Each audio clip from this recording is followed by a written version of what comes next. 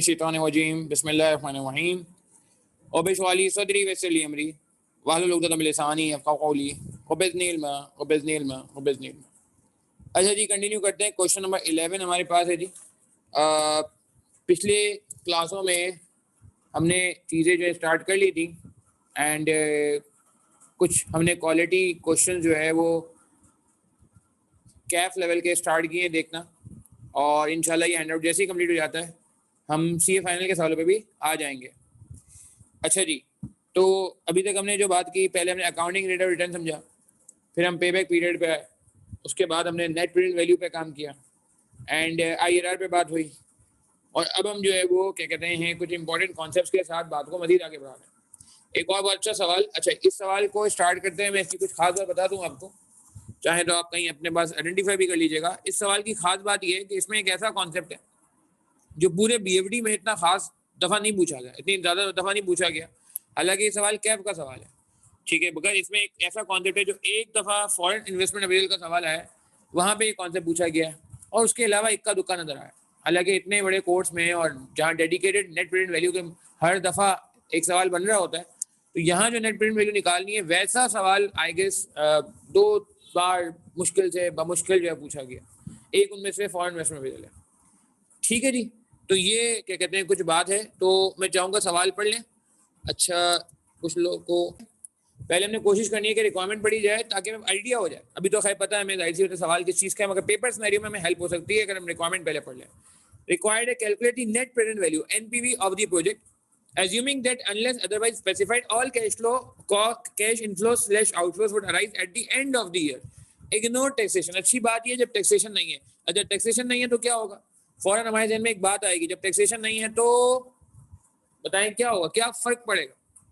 बिल्कुल सही कहा आदि ने कि अगर टैक्सेशन नहीं है तो हमें एक चीज को छोड़ना होगा। इंटरेस्ट तो वैसे ही छोड़ते हैं हमारा, सिर्फ सूद को तो वैसे ही छोड़ना है हमने, सूद तो वैसे ही बुरा है, सही है ना। ये तो नेट प्रेजेंट वैल्यू भी कहते हैं, डेप्रिसिएशन को कंसीडर नहीं करेंगे। बिल्कुल सही कहा हुज़ैफा अब्बासी, सतीश, अब्दुल अनान, वसीम हुसैन, बिलाल नदीम, सकीना हुसैन, अब्दुल अनान, बिल्कुल सही है, बिल्कुल सही है, ठीक है जी, बिल्कुल सही है आशीष। अच्छा, अब डेप्रिसिएशन इंटरेस्ट को इग्नोर कर देंगे, बेहतरीन हो गई बात। अच्छा, अब इंटरेस्ट तो वैसे ही इग्नोर होता है। देखें, इंटरेस्ट का टैक्सेशन से वैसे ही कोई ताल्लुक नहीं है ना, टैक्सेशन हो ना हो इंटरेस्ट तो वैसे इग्नोर होता है। डेप्रिसिएशन आता है टैक्स पर्पस के लिए तो वो इग्नोर हो जाएगा, क्योंकि वो इंटरेस्ट का टैक्स इफेक्ट भी वैक में शामिल होता है।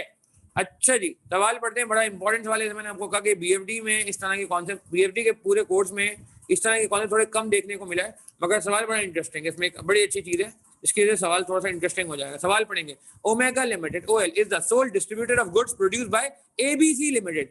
हम अभी कौन है? अच्छा, एक चीज और देखें प्लीज, आप ये ना सोचें कि हम कोई सोल्यूशन बना रहे हैं, नहीं, सोल्यूशन तो किताब में ही मौजूद है, यह हैंडआउट में भी मौजूद है, और मेरा अपना बनाया हुआ सोल्यूशन है। आई कैप का भी नहीं है कि आपको दिक्कत हो, तो डिटेल्ड सोल्यूशन मौजूद है। तो देखें, हमारा काम यह सोल्यूशन बनाना नहीं है, हमारा काम है अप्रोच, कि सवाल पेपर में अगर आता है तो हमारी अप्रोच क्या होनी चाहिए, ठीक है ना, किस तरीके से कॉन्सेप्ट्स को अप्लाई करना है, किस तरह से कॉन्सेप्ट्स को रिकॉल करना है, किस तरह से हमने टाइम सेव करना है। तो रीडिंग इसमें बहुत इंपॉर्टेंट रोल प्ले करेगी, ठीक है ना। तो रीडिंग हमने बहुत ही स्ट्रांग रखनी है ताकि हमारा टाइम जो है वेस्ट ना हो। Omega Limited OL is the sole distributor of goods produced by ABC Limited, which is a leading brand in the international market. हम कौन है जी? हम Omega Limited है। हम करते क्या है फिलहाल? हम डिस्ट्रीब्यूशन करते हैं। फिलहाल किस चीज़ की डिस्ट्रीब्यूशन करते हैं हम जो है वो ABC Limited जो है जो गुड बनाता है उसकी डिस्ट्रीब्यूशन करते हैं। प्रोडक्शन कहाँ होती है? हमारे यहाँ नहीं होती। ABC बना बनाया प्रोडक्ट हमें देता है, और हम उस बने बनाए प्रोडक्ट को क्या कर देते हैं? मार्केट में सेल कर देते हैं।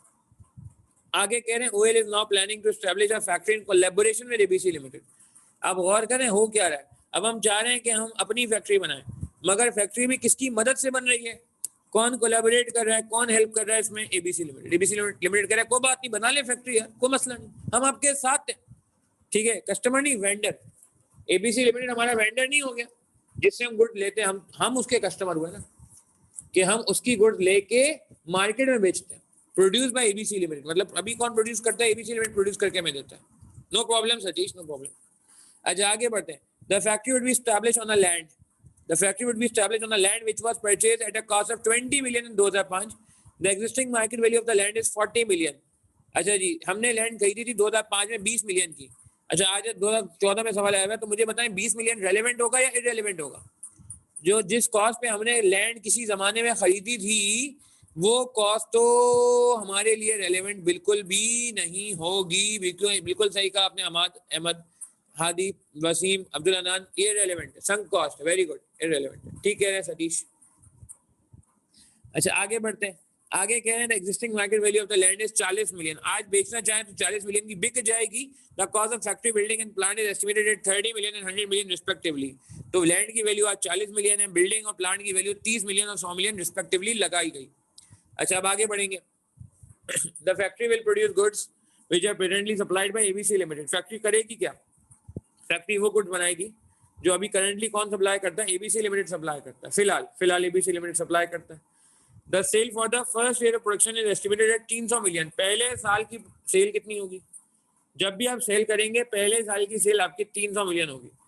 The existing profit margin is 20%। अच्छा एक काम करते हैं, कोई डेटा बना लेते हैं। डेटा में क्या बात आ रही है कि हम क्या करें, OL is setting up factory। Setting up factory का मतलब है कि प्रोडक्शन की जाएगी आइंदा से, ठीक है जी। और क्या कह रहे हैं, in collaboration with ABC. ABC ने का कोई बात नहीं यार, अब हमारे कस्टमर है, हम आपकी मदद करेंगे यार, कोई टेंशन की बात नहीं। अच्छा दूसरी बात इसमें ये काम की है कि लैंड की एग्जिस्टिंग मार्केट वैल्यू कितनी है?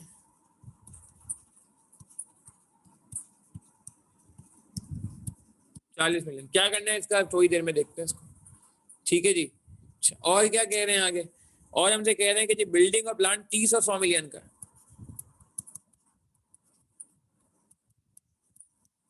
प्लांट कितने का जी?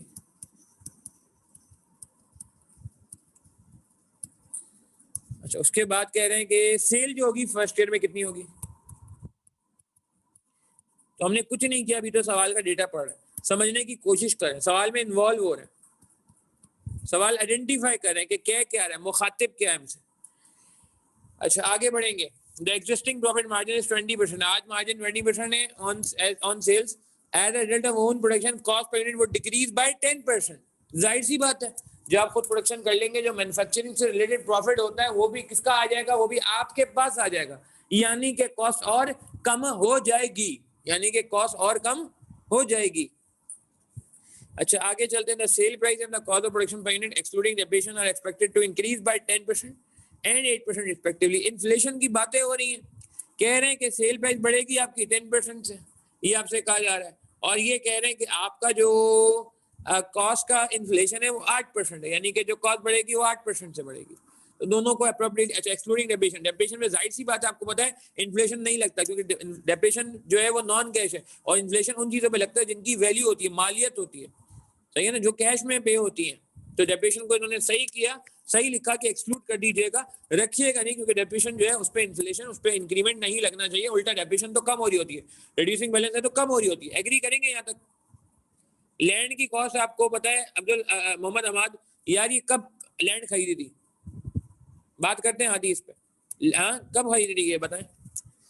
ये हमने खरीदी थी 2005, यानी के पहले, यानी के पास्ट में, यानी के पे हो चुका है, यानी के मजीद पैसे नहीं देने, तो चंदा इरेलेवेंट नहीं हो जाएगा। क्या ख्याल है? सही कह रहे हैं अली, सम कॉस्ट कह सकते हैं, ठीक है जी, चलो गुड हो गया, सही है। अच्छा आगे चलते हैं। हमारे क्या कह रहे थे हमसे भाई, अब आगे कह रहे हैं हमसे कि पहले साल की सेल हो गई बात, सेल इन्फ्लेशन कितना है, सेल प्राइस इंक्रीज कितना है। अगेन यार ना चाहते हुए मुझे एक बात करनी पड़ रही है, ये बातें मैं आपसे इसलिए करता हूँ क्योंकि हम जब इंशाल्लाह आगे बढ़ेंगे, हम मतलब ये कि बीइंग अ नेशन बात कर रहा हूँ मैं। क्या हुआ जी, इस सवाल में भी वही देखने को मिला जो अक्सर देखने को मिलता है कि कॉस्ट कितने से बढ़ रही है, कॉस्ट कितने से बढ़ रही है, 8% से, मगर सेलिंग प्राइस कितने से बढ़ा दी, 10% से। तो ऐसा नहीं करना चाहिए यार, लाइक बराबर बराबर मांगे भाई, अगर वाकई पैसे बढ़े हैं तो ये तो मैं कहूँगा इन्फ्लेशन, महंगाई से तो दुकानदार का फायदा नहीं हो गया। बचपन में जब मैं इकोनॉमिक्स पढ़ता था तो एक बात आती थी बुक्स में कि inflation motivates suppliers, inflation motivates, जिसे कहते हैं ना कि बिजनेसेस, तो मुझे अजीब सा लगता था कि इन्फ्लेशन से कौन मोटिवेट होगा यार। तो इसका जवाब यहाँ पे मिल गया ना कि अगर कॉस्ट में 8% बढ़ रहा है तो आपने अपॉर्चुनिटी पकड़ी और 10% बढ़ा दिया, which is not a good case. सही है ना? खैर, तो यहाँ भी ऐसा देखने को मिला जैसे पीछे किसी सवाल में भी देखने को मिला था। अच्छा आगे बढ़ते हैं, आगे क्या कह रहे हैं? आगे कह रहे हैं following further information available ABC limited would. अच्छा अब यार बड़ी इंपॉर्टेंट बात है, अभी हमने बेसिक डेटा बनाया, ये बात समझ आई है कि अब हम खुद बनाएंगे फैक्ट्री में, प्रोडक्शन खुद करेंगे, सेलिंग प्राइस बढ़ेगी 10% से, कॉस्ट बढ़ेगी 8% से, पहले साल की सेल 300 मिलियन 30 करोड़ रुपए होगी और बिल्डिंग 30 मिलियन की लगेगी और प्लांट जो है 100 मिलियन का लगेगा। ठीक है जी, ये बातें हमने अभी इनिशियली की हैं। अब आ जाए फॉलोइंग फर्दर इन्फॉर्मेशन अवेलेबल, बहुत क्वालिटी सवाल है ये। आगे क्या कह रहे हैं? आगे हमसे कह रहे हैं ABC limited would assist in setting up of the factory for which it would be paid an amount of 10 million at the time of signing off the agreement. ABC limited को ही कहा जा रहा है कि आपने फैक्ट्री लगाने में हमारी मदद करनी है। ऐसा कहीं पीछे ऊपर आ चुका है, ये देखें यहाँ आ गया, ऊपर भी आया था ना कि एबीसी लिमिटेड फैक्ट्री बनाने में हमारी मदद करेगी। तो एबीसी ने ऐसे मदद नहीं की है, पैसे लिए हमसे भाई, क्या पूरी फैक्ट्री में लगा के दे रहा है। तो उसने कहा भाई, उसने कहा रिस्क इन्वॉल्व है, आप मुझे इनिशियली पे कर दें कितना, 10 million time of signing off the agreement. तो साइनिंग अमाउंट ऑफ बिल्डिंग कितना है? साइनिंग अमाउंट समझते हैं कि जैसे ही एग्रीमेंट हुआ वैसे ही उन्होंने हमसे एज अ सिक्योरिटी कह लें या एज अ एडवांस कह लें, हमसे कितने पैसे ले लिए। उन्होंने कहा जी ठीक है बिल्डिंग बनती रहेगी मगर अभी आप पहले एडवांस दीजिए, कितने का? 10 मिलियन, ताकि आपकी सीरियसनेस का अंदाजा हो। Down payment, very nice point, सही कह रहे हैं अब्दुल अनान, डाउन पेमेंट भी कह सकते हैं, वेरी गुड। अच्छा आगे बढ़ेंगे। In addition, ABC Limited would be paid a royalty equal to 3% of sales। क्या बात है जी, ABC ने कहा ऐसे नहीं होगा, रॉयल्टी भी देनी पड़ेगी। कितने परसेंट देनी पड़ेगी? बहुत आसान है जी, रॉयल्टी देनी पड़ेगी 30% ऑफ सेल्स। तो जो भी सेल आएगी उसका 30% लगा देंगे तो रॉयल्टी तैयार हो जाएगी। अच्छा आगे कह रहे हैं the factory building and installation. अच्छा ये लाइन सबसे क्रूशल है, जो सबसे क्रूशल लाइन जो मैं कहता था बीएफडी के उसमें जो है वो 3% है, सॉरी 3% गलत लिख दिया मैंने, it's 3%। Thank you thank you thank you thank you. Alert है जी माशाल्लाह, आप लोग जबरदस्त, फोकस अच्छा चल रहा है माशाल्लाह आप लोगों का, बेहतरीन, गुड गुड, सही है जी। उमर जफर सही हो गया जी, Sakina, Abdul Anan, Ahmed and Hadi, thank you. अच्छा अब यार ये सबसे इंपॉर्टेंट लाइन सवाल की है, जिसकी वजह से मैंने आपको कहा कि ये सवाल कराना भी जरूरी है और बीएफडी में इतना पूछा भी नहीं है तो कभी पूछ सकता है। ये कॉन्सेप्ट क्या कह रहे हैं जी, जरा देखिएगा। The factory building and installation of plant would be completed and commercial production would start 1 year after signing the agreement. क्या करें, टाइमलाइन बनाएं? इस लाइन ने सवाल का नक्शा थोड़ा चेंज कर देना है। आम हालात में क्या होता है कि आप एयर 0 में एसेट लेते हैं, एयर 0 में एसेट आता है और सेल रिकॉर्ड होनी शुरू हो जाती है एयर 1 से, सेल रिकॉर्ड होनी शुरू हो जाती है एयर 1 2 ऑनवर्ड से, ऐसा ही है 3 एंड 4। मगर आज ऐसा नहीं होगा, आज ऐसा नहीं होगा। यस वेरी गुड, सही कह रहे हैं आदि, आज ऐसा नहीं होगा, आज ऐसा नहीं होने वाला। आज क्या होगा? आज ऐसा है कि आपका आज तो खाली जमीन है, आज तो बिल्कुल जमीन है, फैक्ट्री बिल्डिंग बनने में टाइम लगेगा, प्लांट सेट होने में टाइम लगेगा। तो चंदर सिनेरियो ये है कि 1 साल की जो है वो आपकी जिसे कहते हैं कि देर हो जाएगी, 1 साल की देरी है, 1 साल का डीले है। किस चीज में डीले है? कि ये जो प्रोडक्ट प्लांट लगेगा, कमर्शियल प्रोडक्शन शुरू होगी, टेस्टिंग होगी, ट्रायल होगा। Yes very good Abdul Anan. अब इसका मतलब ये है कि अगर यहाँ पे प्रोजेक्ट कंप्लीट हुआ है तो मुझे बताएं आम हालात में सेल आती है एयर 1 से, अब यहाँ पे सेल कहाँ से आएगी? प्रोजेक्ट कंप्लीट हुआ है एयर 1 में, अब जो सेल आएगी वो एयर 1 में आ नहीं सकती। 1 का मतलब होता है end of air 1, end of air 1 में जाके तो एसेट रेडी हुआ है, पहले एसेट पहले से ही रेडी होता था 0 पे तो हम सेल रिकॉर्ड कर लिया करते थे 1 से। आज हमारे पास मसला थोड़ा दूसरा है, आज प्रॉब्लम ये है कि हमारा एसेट ही रेडी कब हो रहा है? 1 साल बाद। तो बिल्कुल सही कह रहे हैं प्रदीप, सकीना, एम उमर, हुजैफा अब्बासी, अब्दुल अनान आदि कि आपने क्या करना है, सही कह रहे हैं हमाद मोती कि आपने जो है वो बिल्कुल सही है जी, इस बार सेल्स कहाँ से रिकॉर्ड करनी है? कुछ बात समझ आती है, लॉजिक समझ आ रही है कि हर एक्सपेंस डिले होगा, 1 साल की डिले से आएगा। इन्वॉल्व इन्वेस्टमेंट अप्रेजल जो इस बार खैर पेपर में भी आया टॉपिक, उस टॉपिक में से भी इसमें इस तरह की चीज जो है वो इसने शायद पूछी है। ठीक है जी आगे बढ़ेंगे, कोई मसला तो नहीं है। तो sale will start from year 2, sales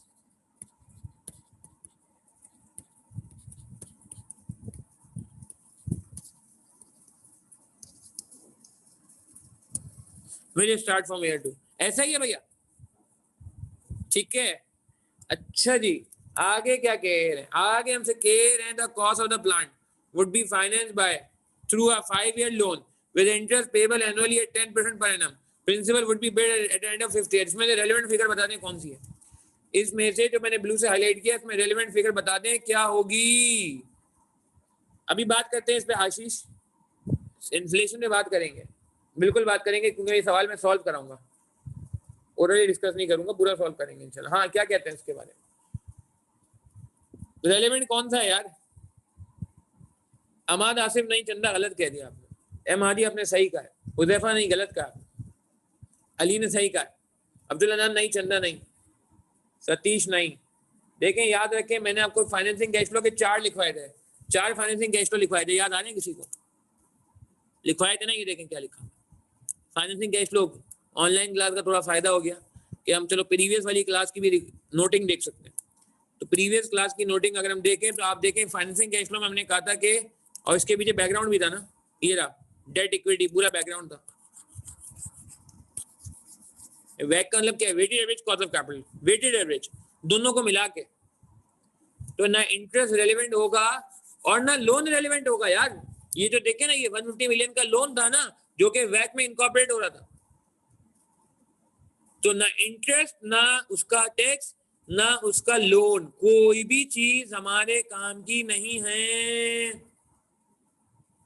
because आपने देखा कि उसका इफेक्ट कहाँ पे, वैक में आ जाता है, और वैक इंशाल्लाह हमारा थोड़ा टाइम बाद जब ये टॉपिक कंप्लीट हो जाएंगे तो आएगा। कोई मसला नहीं है, पेपर में गलती नहीं करनी, अभी जितनी गलतियां करनी है कर लें, कोई मसला नहीं, बस पेपर में नहीं करिएगा, ये मेरी इल्तिजा है, कोशिश है कि आप जो है वो बच जाएं गलती करने से पेपर के दौरान। ठीक है जी, आगे बढ़ जाएं। Interest, loan, ordinary dividend, ordinary share, ordinary dividend, ये जितने भी चीजें ये सारी की सारी क्या हो जाएंगी आपकी, ये सारी की सारी इग्नोर हो जाएंगी, because they are part of financing cash flow, they are part of वैक। ठीक है जी, अब मैं क्या कह रहा था, हाँ तो हम आपसे कह रहे थे कि क्या कह रहे थे भाई, हाँ ठीक है, तो नहीं आएगी सेल, कब से आएगी? ईयर 2 से आएगी, और ये लोन वोन की बातें इररिलेवेंट है, कोई काम की बात नहीं है। आई कैप के सेशन सोल्यूशन में इसमें गलती हुई हुई है, कंफ्यूज करने के लिए दिया हुआ है, चेक करना चाह रहे हैं सतीश कि आपको क्या आता है या नहीं आता। नहीं जी हमें आता है जी, पढ़ के जा रहे हैं, क्यों नहीं करें। तो ये लाइन इररिलेवेंट है। द वर्किंग कैपिटल इंडेक्स में 15 billion would be required at the commencement of commercial production. अच्छा एक मैं एक इंपॉर्टेंट सवाल करने जा रहा हूँ यार, वर्किंग कैपिटल आता कब है? ईयर 0 पे आता है, और कब रिलीज होता है? आखिरी साल रिलीज होता है। इस सवाल में मुझे बता दें वर्किंग कैपिटल ईयर 0 पे आएगा या ईयर 1 पे आएगा?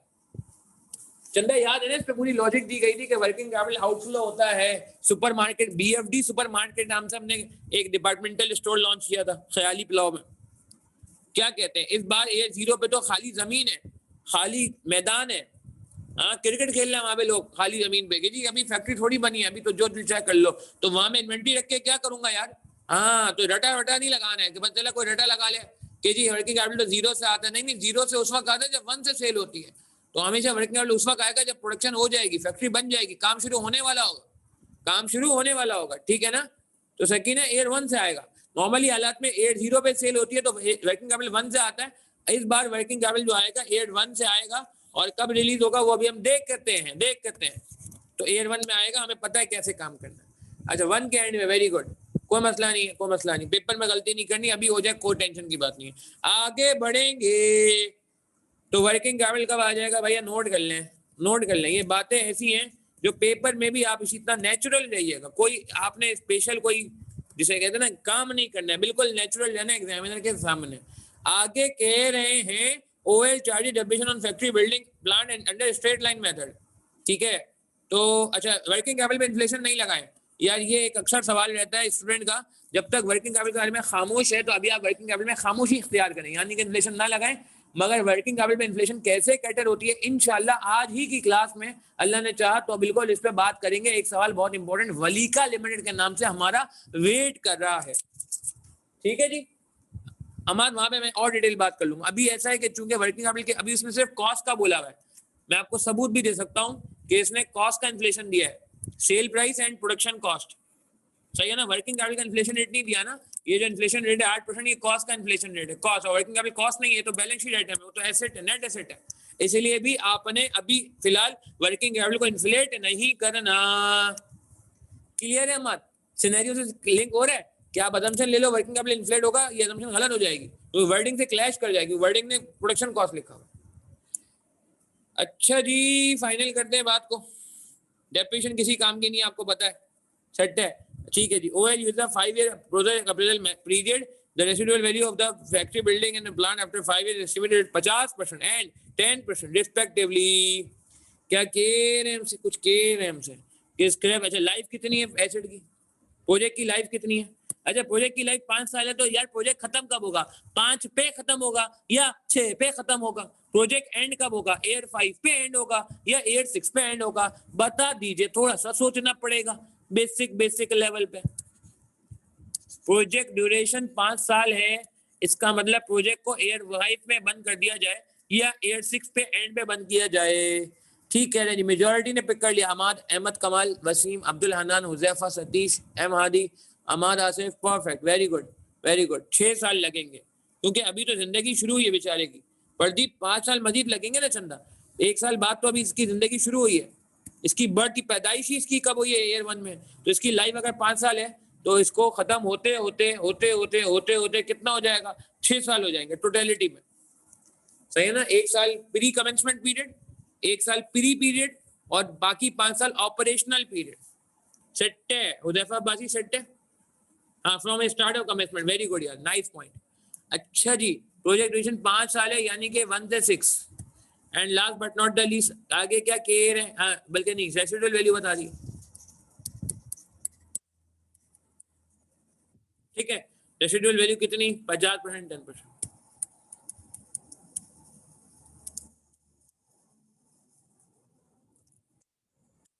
अच्छा, आगे चलते हैं,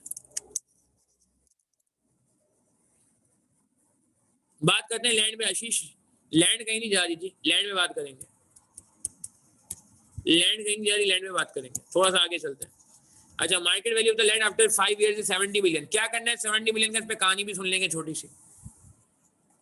सी कहानी भी बना लेंगे, छोटी सी समझने के लिए। और क्या कह रहे हैं हमसे? OL cost of capital is 12%, WACC 12%. Requirement, calculate the net present value of the project assuming that unless otherwise specified, all cash inflow or outflow would arise at the end of the year. Ignore taxation. Taxation ignore होने से बड़ा हौसला हो गया कि working थोड़ी छोटी हो गई। अच्छा बताएं कैसे स्टार्ट करें सवाल को? नोट करने का मैं टाइम दे दूंगा, मसला नहीं है, एक साथ ही नोट कर लीजिएगा। अभी बताएं सवाल स्टार्ट कैसे करना है? सवाल स्टार्ट कैसे करना है? What do you think, how we can manage the question?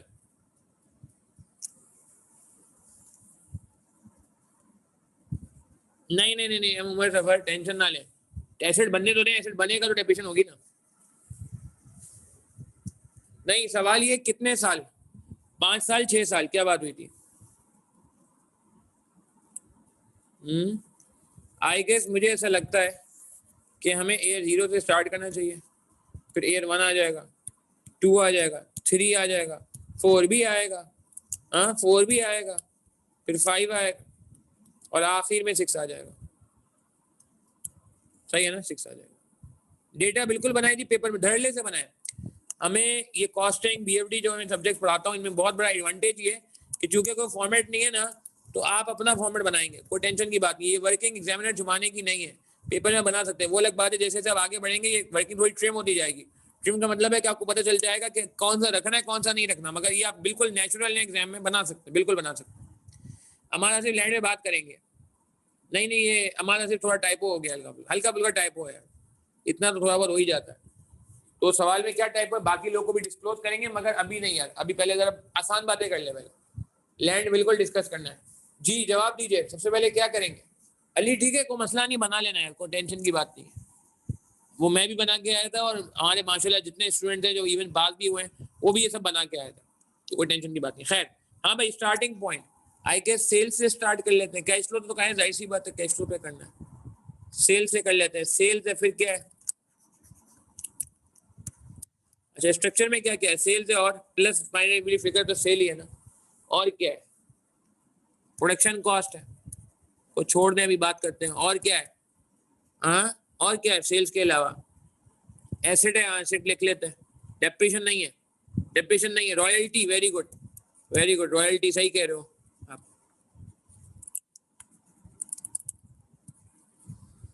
सही, और बताए, रॉयल्टी आ गई। देन अपॉर्चुनिटी कॉस्ट कहाँ से आ गई? डाउन पेमेंट, हाँ बिल्डिंग की डाउन पेमेंट की, बिल्डिंग से रिलेटेड है, प्लांट से रिलेटेड है, प्लांट है, वर्किंग कैपिटल है, very good very good, working capital है, वेरी गुड। रेसिडुअल वैल्यू वहीं लिख लेंगे यार, एसिड के सामने लिख देंगे। कुछ स्ट्रक्चर समझ आ रहा है? हाँ भाई, और कोई चीज आपके ध्यान में आती है सवाल को देख के तो बताइए।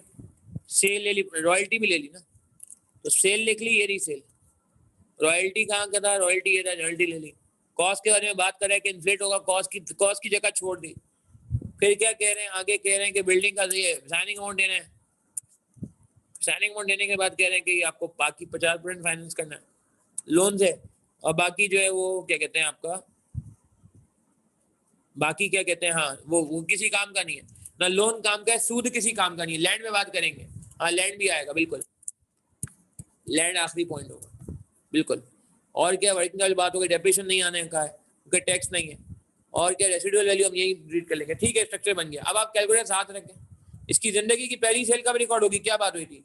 इसकी जिंदगी की सेल, पहली सेल ईयर 0 पे नहीं हो सकती। ईयर 0 मतलब बिजनेस है ही नहीं, मतलब सॉरी, ईयर 0 मतलब फैक्ट्री रेडी है ही नहीं, खाली जमीन पड़ी है, खाली जमीन पड़ी है।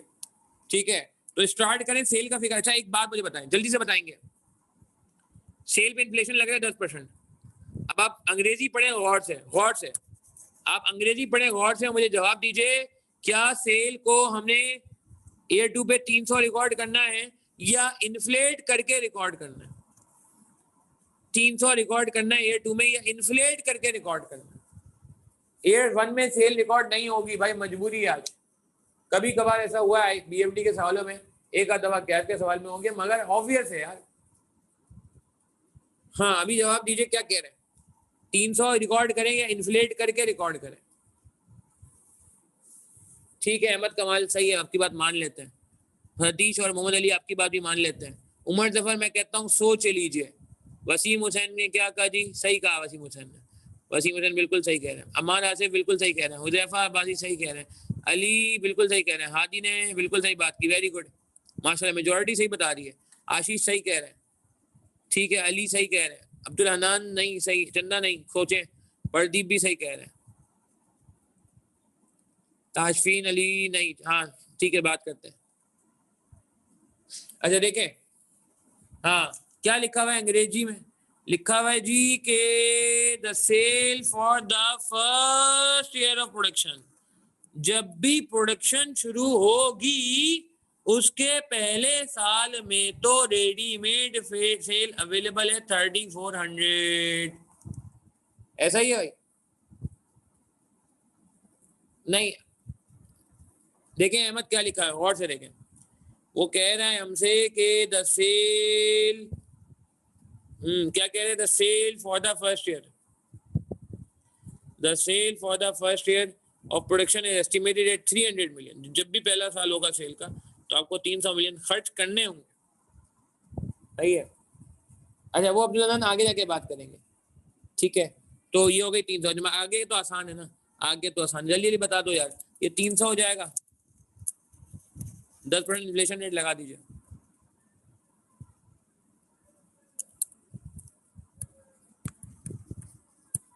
नहीं कितना भाई, 10% का इन्फ्लेशन है,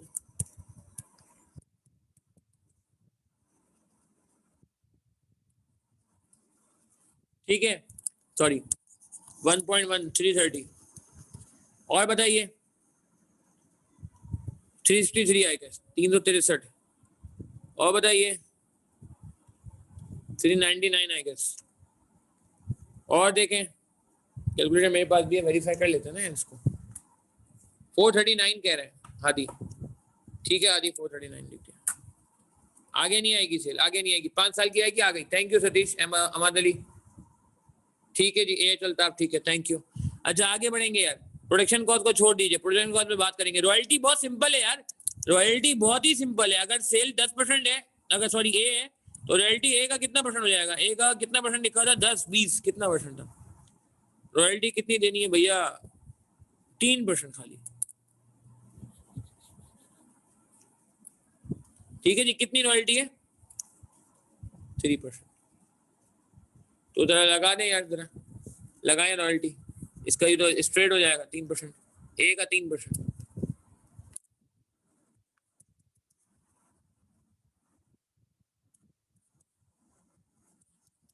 9, 10,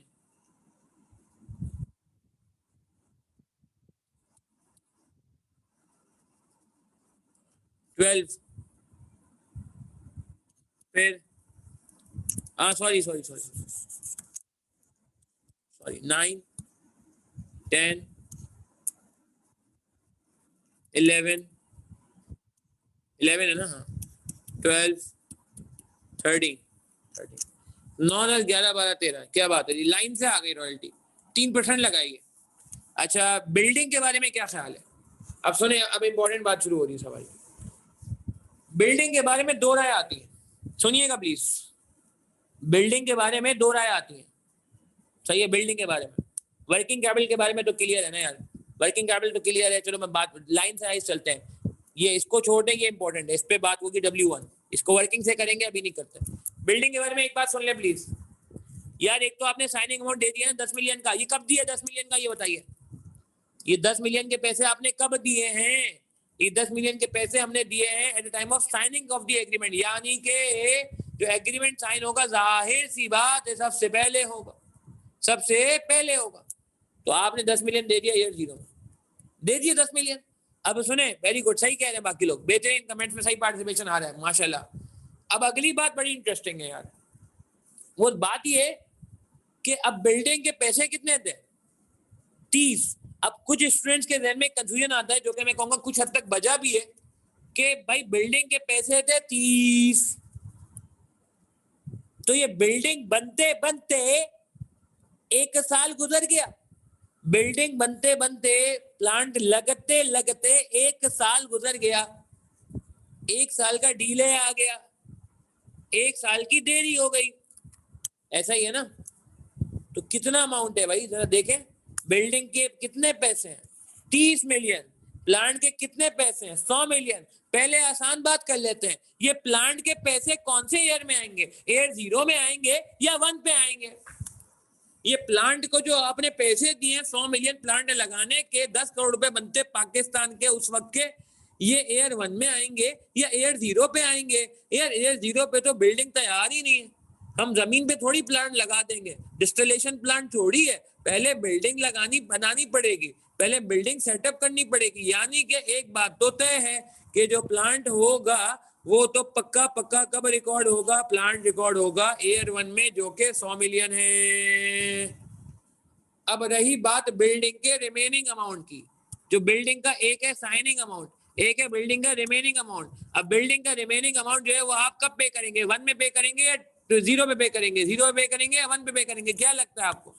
जो बिल्डिंग का अमाउंट है वो कहाँ पे होना चाहिए? जाहिर सी बात है, जो एडवांस देना था दे दिया भाई, और एडवांस नहीं देंगे। आपने जितना एडवांस मांगा था आपको दे चुके हम, अब तो जब काम हो जाएगा तब पैसे लीजिएगा। एडवांस का मतलब है काम शुरू हो तो काम शुरू करने के पैसे हो गए, अब काम खत्म होने के बाद पैसे मांगने आइएगा।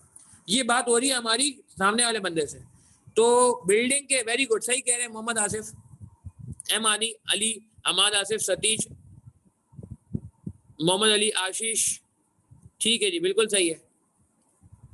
अब मसला ये है कि कितना, 20 या 30?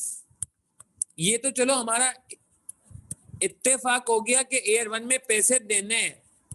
कितने देने? 20 देने या 30 देने? अब इसके लिए सुन ले भैया, ये 20 देने, 30 नहीं देने। कंफ्यूजन होती है स्टूडेंट को, स्टूडेंट समझते हैं ये 10 अलग है और ये 30 अलग है, हालांकि ऐसा नहीं है। क्यों ऐसा नहीं है? वैसे लगता है, मुझे भी ऐसा लगा था एक जमाने में, बहुत पहले की बात बता रहा हूँ। देखें ऐसा क्यों नहीं है, वजह बताता हूँ मैं आपको। देखें, एक तो उसने लिखा था, याद है कि फैक्ट्री कौन लगा के देगा, फैक्ट्री कौन बना के देगा, फैक्ट्री कौन हेल्प करेगा, होता है ना फ्रेंचाइज वेंचाइज का सिस्टम होता है, कराची में भी देखते हैं, पाकिस्तान में भी देखते हैं। एक तो ये लिखा हुआ, फिर ये इसने वाजे और इंसिस्ट किया। आप सवाल की टोन समझें, सवाल का मिजाज समझें। यही देखिए, मैं जो बात करूं ना, बार बार आज की क्लास में मैंने बात की और आगे भी मैं करता रहूंगा। अप्रोच, अप्रोच, सोल्यूशन का मसला नहीं, सोल्यूशन तो किताब के पीछे है, असल चीज है अप्रोच। हम अप्रोच कैसे करें? चीजें कैसे, हिडन चीजें कैसे आइडेंटिफाई करें, सिग्नल्स कैसे आइडेंटिफाई करें। अब आप गौर करें कितना बड़ा सिग्नल है। इसने एबीसी की बातें की कि एबीसी सेटअप करेगा, फैक्ट्री लगाने में हेल्प करेगा, और उसी लाइन में बगैर सांस तोड़े, वो क्या कहते हैं इंग्लिश में, इन अ सिंगल सेंटेंस, एक ही सांस में उर्दू में कहा जाता है, उसने एक ही सांस में ये बुरी बात कर दी कि एबीसी फैक्ट्री लगा के देगा, और अगली बात भी उसने बगैर कॉमा, बगैर फुल स्टॉप के कर दी, बगैर पैराग्राफ चेंज किए कर दी, फॉर विच, ये देख रहे हैं आप क्या लिखा हुआ है, for which it would be paid an amount of 10 million at the time of signing of the agreement. कि setting up of the factory के लिए आपने कितने पैसे दिए, 10 मिलियन। कुछ बात समझ आ रही है? इतना बड़ा मसला नहीं है कि आप कहें यार सवाल गलत हो जाएगा, सही हो जाएगा, नहीं, मगर पॉइंट ये कि हमें कॉन्सेप्ट समझना आना चाहिए, सवाल से चीजें निकालना आना चाहिए, एग्जामिनर्स की फ्रीक्वेंसी मैच करनी है हमने अपने साथ, कैसे एग्जामिनर क्या इनडायरेक्टली कहना चाहता है। Are we clear till this point? तो लेट्स जिसे कहते हैं कि move forward, let's make it 10 and 20, ठीक है। लोन वगैरह नहीं आता, इंटरेस्ट नहीं आता, मैंने लिख के काट दिया। तो कितना बन गया भैया? 10 और 20 बन गया। अच्छा, अब एक और बात, बिल्डिंग सॉरी प्लांट की रेसिडुअल वैल्यू कितनी है? प्लांट की रेसिडुअल वैल्यू कितनी है? प्लांट में पैसे लगाएंगे 100 मिलियन, मगर प्लांट से पैसे मिलेंगे कितनी? रेसिडुअल वैल्यू कह रहा है 10% कह रहा है प्लांट की, है प्लांट की 10% कह रहे हैं, और बिल्डिंग की जो है वो कह रहे हैं कितना? 50%। बिल्डिंग महंगी बिक जाएगी, प्लांट सस्ता बिकेगा, वही कह रहे हैं बकौल उनके।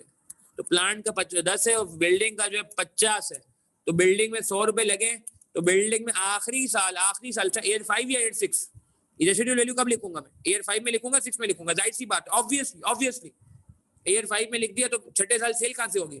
बिल्डिंग बेच दी तो वहां पे कौन, हम सेल थोड़ी कर सकते हैं, किसी बात कर 15 and 10। ओ यहाँ नहीं, यहाँ बेच दिया तो फिर सेल नहीं होगी ना यार, ऐसा लगेगा कि बिल्डिंग वगैरह सब कुछ बेच दिया और ऐसी सेल करने आ गए। ठीक है, ठीक है। वर्किंग कैपिटल का क्या करेंगे? हाँ भाई यहाँ ये क्लियर हुई बात, रेसिडुअल वैल्यू यहीं लिख दो, पेपर में टाइम बचाओ, अलग से लाइन आइटम लिखने की जरूरत नहीं है, उसी के सामने इनफ्लो भी उसी का सामने लिख दें, जैसे आपने आउटफ्लो लिखा उसी तरह आप इनफ्लो भी मेंशन कर दीजिए। अच्छा जी, वर्किंग कैपिटल तो बता दीजिए, वर्किंग कैपिटल को इन्फ्लेट नहीं कर रहा है, क्यों नहीं कर रहा है? वजह पता, मैं इन्फ्लेशन में आपको सिखा दूंगा। वैसे वजह ये थी कि इसने इन्फ्लेशन रेट वर्किंग कैपिटल दिया नहीं है, कॉस्ट का दिया हुआ है। वर्किंग कैपिटल कॉस्ट नहीं है, working capital balance sheet item है, तो वर्किंग कैपिटल का बिल्कुल शरीफ ट्रीटमेंट है, मासूमाना ट्रीटमेंट है, बिल्कुल सिंपल ट्रीटमेंट है कि आप क्या करेंगे, 15 मिलियन को माइनस में लिखेंगे, आखिरी साल ऐड कर देंगे। बिल्कुल बिल्कुल बिल्कुल, अगर सवाल में टैक्स होता तो cost residual value after tax consider करती। वेरी वेरी गुड, बिल्कुल सही प्रदीप, बहुत प्यार है कि ये फिर ये वाले लाइन यहाँ में टैक्स आ जाता है, इसके बाद डेप्रिसिएशन आ जाती है और टैक्स आ जाता है यहाँ से, फिर ये बातें जो है टैक्स के बाद होती है, ठीक है ना। अभी हम कर सकते हैं। अच्छा, लैंड को हम डिस्कस करेंगे अभी, तरह यार प्रोडक्शन कॉस्ट देख लें, ये इंपॉर्टेंट है, प्रोडक्शन कॉस्ट देख लें, लैंड को हम डिस्कस करेंगे, प्रोडक्शन कॉस्ट देख लें। यहाँ तक किसी का कोई सवाल है पूछ लें यार, any question till now you can ask.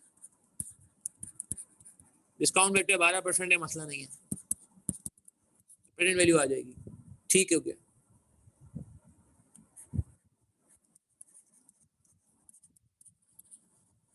अच्छा अब सुने जी, इसलिए हुजैफा इस वजह से एज्यूम किया, हुजैफा इस वजह से एज्यूम किया, ये देखें कि फैक्ट्री लगा के कौन दे रहे हैं? एबीसी, एबीसी, और एबीसी को हम पैसे जो दे रहे हैं फॉर विच, ये देखो ये जो है फॉर विच, हुजैफा ये जो पैसे दे रहे हैं किस बात के दे रहे हैं?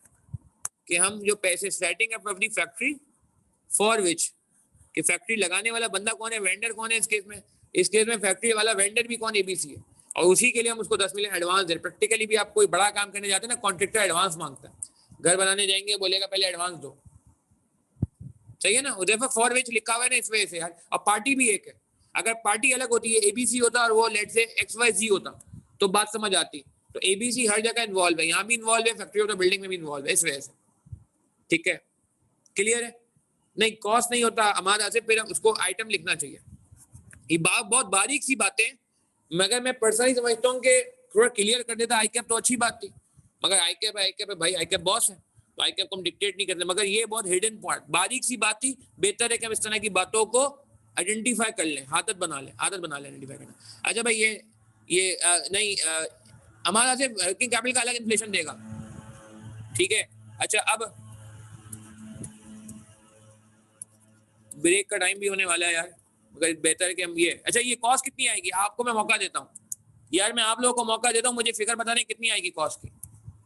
ब्रैकेट में क्या आएगा, इधर इधर इस ब्रैकेट में स्टार बना दिया मैंने, यहाँ पे क्या लगेगा, स्टार को मैंने पता नहीं काट क्यों दिया, हाँ नहीं नहीं अब्दुल्ला नान नहीं, चंदा नहीं, सोचे सोचे यहाँ क्या आएगा। जो लोग रिकॉर्डिंग फॉलो कर रहे हैं उनसे भी एक्सपेक्टेशन है कि जरा आप खुद ट्राई करें, दिमाग लगाएं जी। नहीं हम अहमद नहीं, चंदा नहीं, सिंपल सिंपल आसान, थिंक सिंपल। ये देख ले सतीश,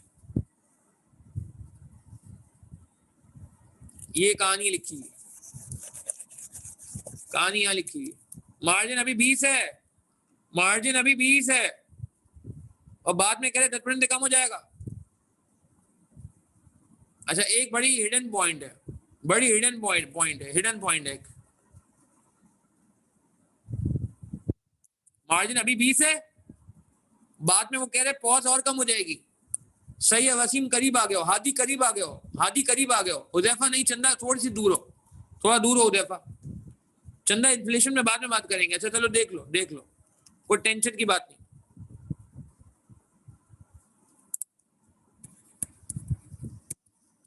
सेल कितनी है एयर वन में,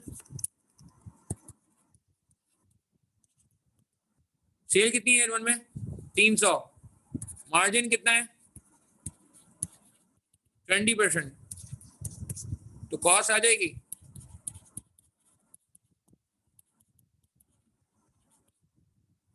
मेरे ख्याल से अदान हो गई है।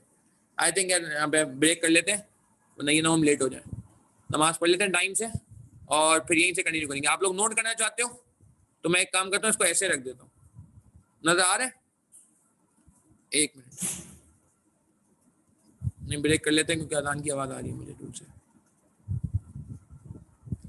चलें इसको आप नोट करेंगे काइंडली और यहीं से हम इसको ब्रेक के बाद कंटिन्यू करेंगे इंशाल्लाह, ठीक है जी।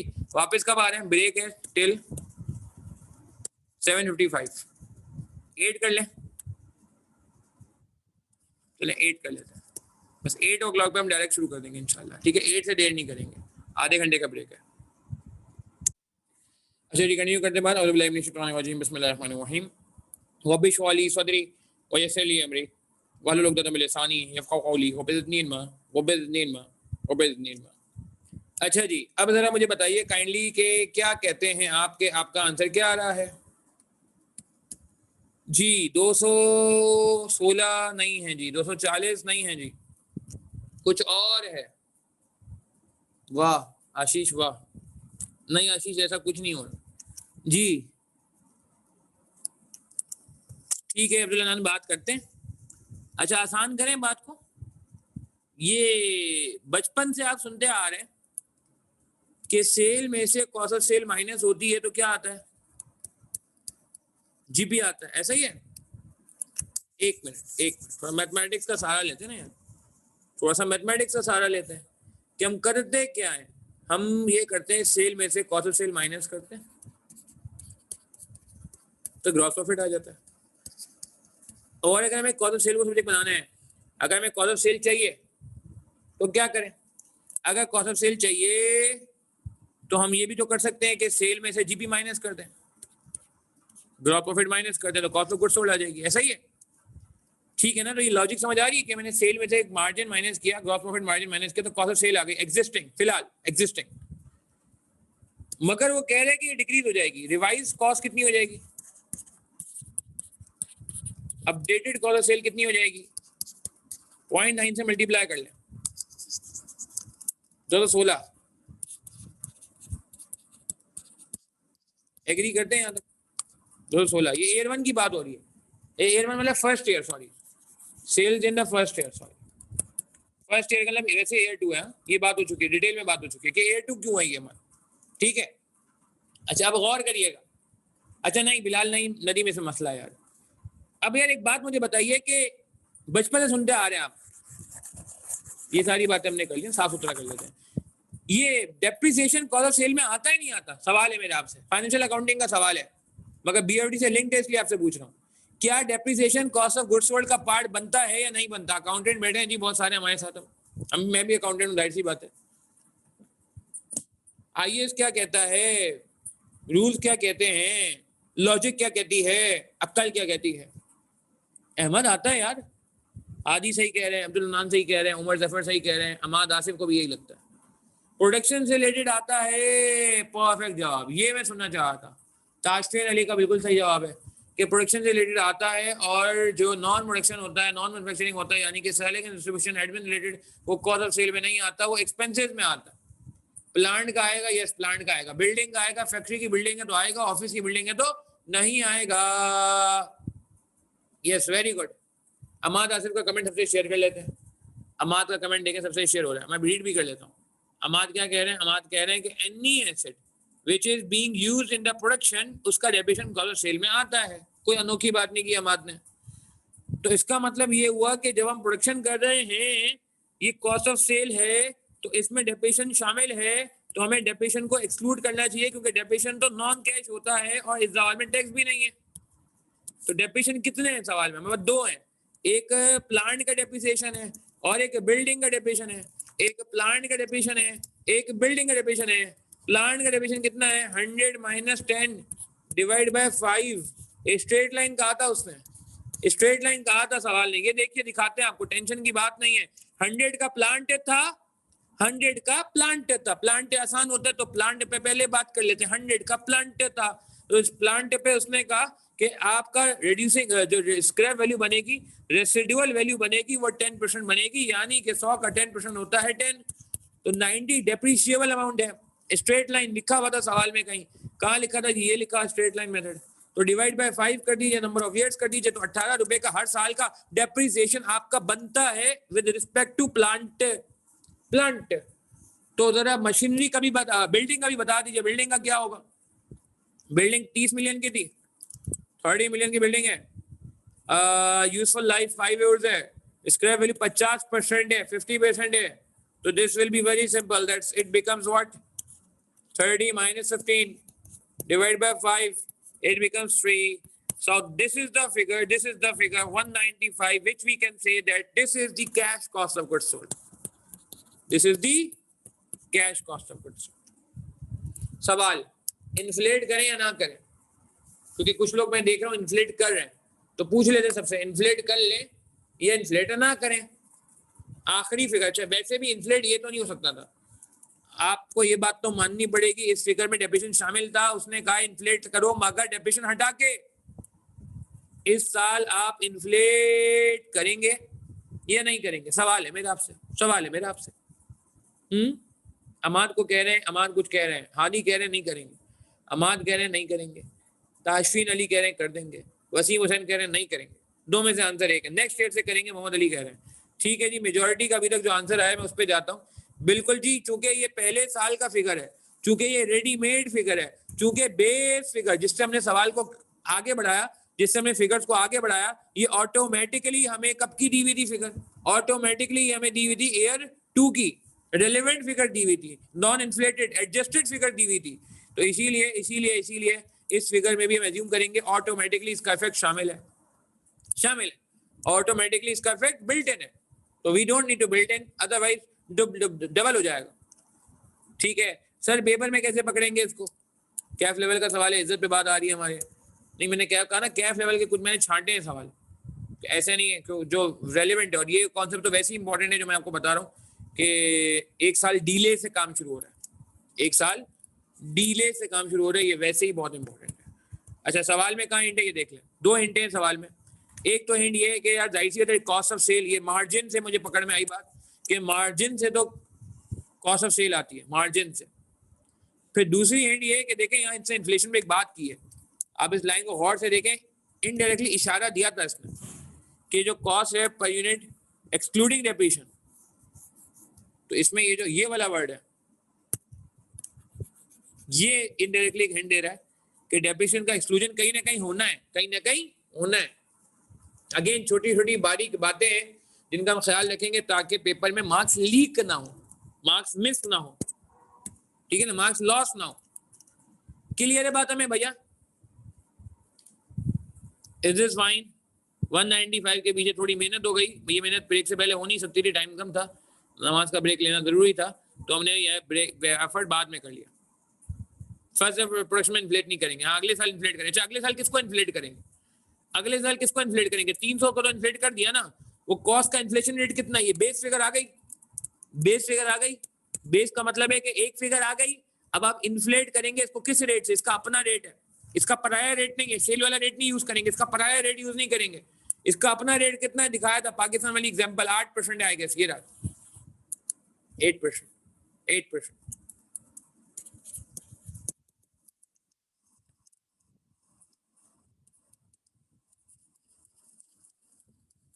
%8 पर क्लियर है बात हमें? Are we clear till this point? आगे बढ़ जाए, ओके हो गया।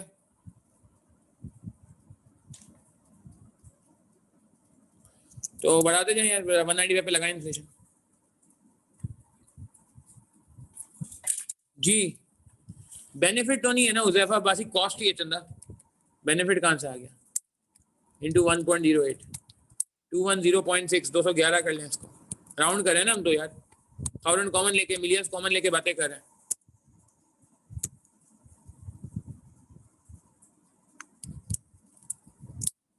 सिंपल करते हैं इसको,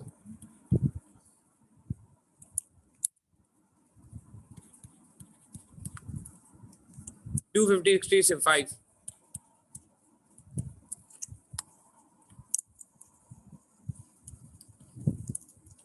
चले जी, फाइनल करेंगे।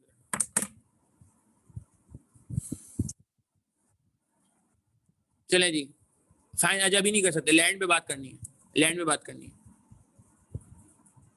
बेनिफिट तो उस वक्त लेते अगर हमने उजैफा पूरी कॉस्ट रिकॉर्ड कर दी होती, 100% रिकॉर्ड कर दी होती, तो फिर हम बेनिफिट लेते अच्छे लगते ना, कि मैंने 100 रुपए पे रिकॉर्ड कर दिया, पता चला असली 90 था, तो मैं बोलूँ 10 का माइनस है।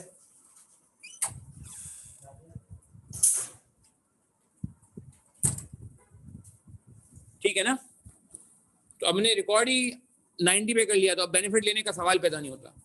तो ये एक हिडन पॉइंट है कि डेप्रिसिएशन इसके अंदर बिल्ट इन है, क्योंकि डेप्रिसिएशन कॉस्ट ऑफ सेल का पार्ट होती है। सही है जी, ये इंपॉर्टेंट। और एक्सक्लूजन का उसने कहीं वर्ड भी यूज किया, तो इन्फ्लेट इस पे अपना लगेगा, इसका अपना इन्फ्लेशन रेट लगेगा, पराया नहीं लगेगा। अच्छा लास्ट बात, लैंड का क्या करें? लैंड को इग्नोर करते हैं क्या? एक बात बताएं, कोई चीज फालतू होती है तो हम क्या करते हैं? लास्ट क्लास में एक बात हुई थी, अगर कोई मटेरियल फालतू होता है तो मेरी ख्वाहिश क्या होती है, हमारी ख्वाहिश क्या होती है, क्या करें? पढ़ा है अंदर? कोई चीज फालतू होती है, बचपन में भी कहीं हमने कॉस्टिंग में पढ़ा होगा, मैथ पोर्शन जब शुरू होगा इंशाल्लाह तो ये बात और डिटेल में होगी रेलेवेंट कॉस्टिंग के टॉपिक में, कि कोई चीज अगर एक्स्ट्रा होती है, सरप्लस होती है, स्पेयर होती है, फारिग होती है, तो क्यों उसको बड़े बड़े होल्डिंग कॉस्ट लगवाएं? हाँ, हम इस पे क्या करते हैं, फौरन ही कोशिश करते हैं कि क्या कर दें इसको, वेरी गुड, बेच दें, वेरी गुड, डिस्पोज कर दें। सही कह रहे हैं अहमद आसिफ, सही कह रहे हैं वसीम हुसैन, परफेक्ट। तो यह इसका मतलब फालतू चीज को बेचने की बात की जाती है ना, ताकि पैसा ब्लॉक हुआ, क्या फायदा है, पैसा निकालो आप यार वहां पे, एक बंदा है कि एक मटेरियल इस्तेमाल नहीं होना, बेचें यार, 2 पैसे आ जाएंगे आपके पास, क्या ख्याल है? अच्छा अब लैंड को देखें, लैंड को देखें। लास्ट क्लास में एक दोस्त मिला था हमें, वो दोस्त आज भी हमारे साथ है, वो दोस्त आज भी हमारे साथ है, थोड़ा थोड़ा बीएफडी पढ़ना शुरू किया उसने, मगर वो सवाल बहुत करता है आपसे। तो जरा देखें दोस्त ने क्या कहा। अब लैंड का सिनेरियो समझ लें, लैंड हमने लिया था 20 मिलियन का 2005 में, ये तो संक हो गया, ये तो इरेलेवेंट हो गया, ये तो इग्नोर हो गया, 20 मिलियन किसी काम का नहीं है। अच्छा आज मार्केट वैल्यू ऑफ लैंड है 40 मिलियन, 40 मिलियन, और बाद में जब प्रोजेक्ट खत्म हो जाता है तो लैंड मार्केट वैल्यू लैंड है 70 मिलियन। अब कैसे ट्रीट करें 40 और 70 को, बता दें। मेरे ख्याल से थोड़ा सा आप पार्टिसिपेट कर सकते हो यार, आपको क्या लगता है? लैंड के 3 फिगर हैं, 20, 40 और 70, इसमें 20 को मैं डिस्क्वालीफाई कर चुका हूँ, नाइल कह चुका हूँ, no it's not, 20 is not relevant, 40 जो है वो उस वक्त होती थी इनिशियली, और लास्ट में अभी जो क्या कहते हैं आखिर में एट दी एंड जो है वो 70 रुपये की मार्केट वैल्यू हो गई है। तो इस 40 और 70 को कैसे कैटर करें, करें या ना करें, इग्नोर कर दें, क्या करें? जवाब दें, शाबाश, ट्राई करें यार, लास्ट बात है फिर सवाल खत्म हो जाएगा, फिर नया सवाल शुरू करें। आधी थोड़ी सी गलती है इसमें, आधी नहीं, थोड़ा सोचो। प्रदीप थोड़ा, हाँ सही है प्रदीप, इलेबोरेट करो। वसीम खान ने परफेक्ट जवाब दे दिया है, नहीं वसीम खान एक थोड़ी सी गलती है बल्कि, वाह भाई वाह, नहीं नहीं अली ऐसा नहीं है, ऐसा भी कर सकते हैं मगर मुनासिब नहीं होगा।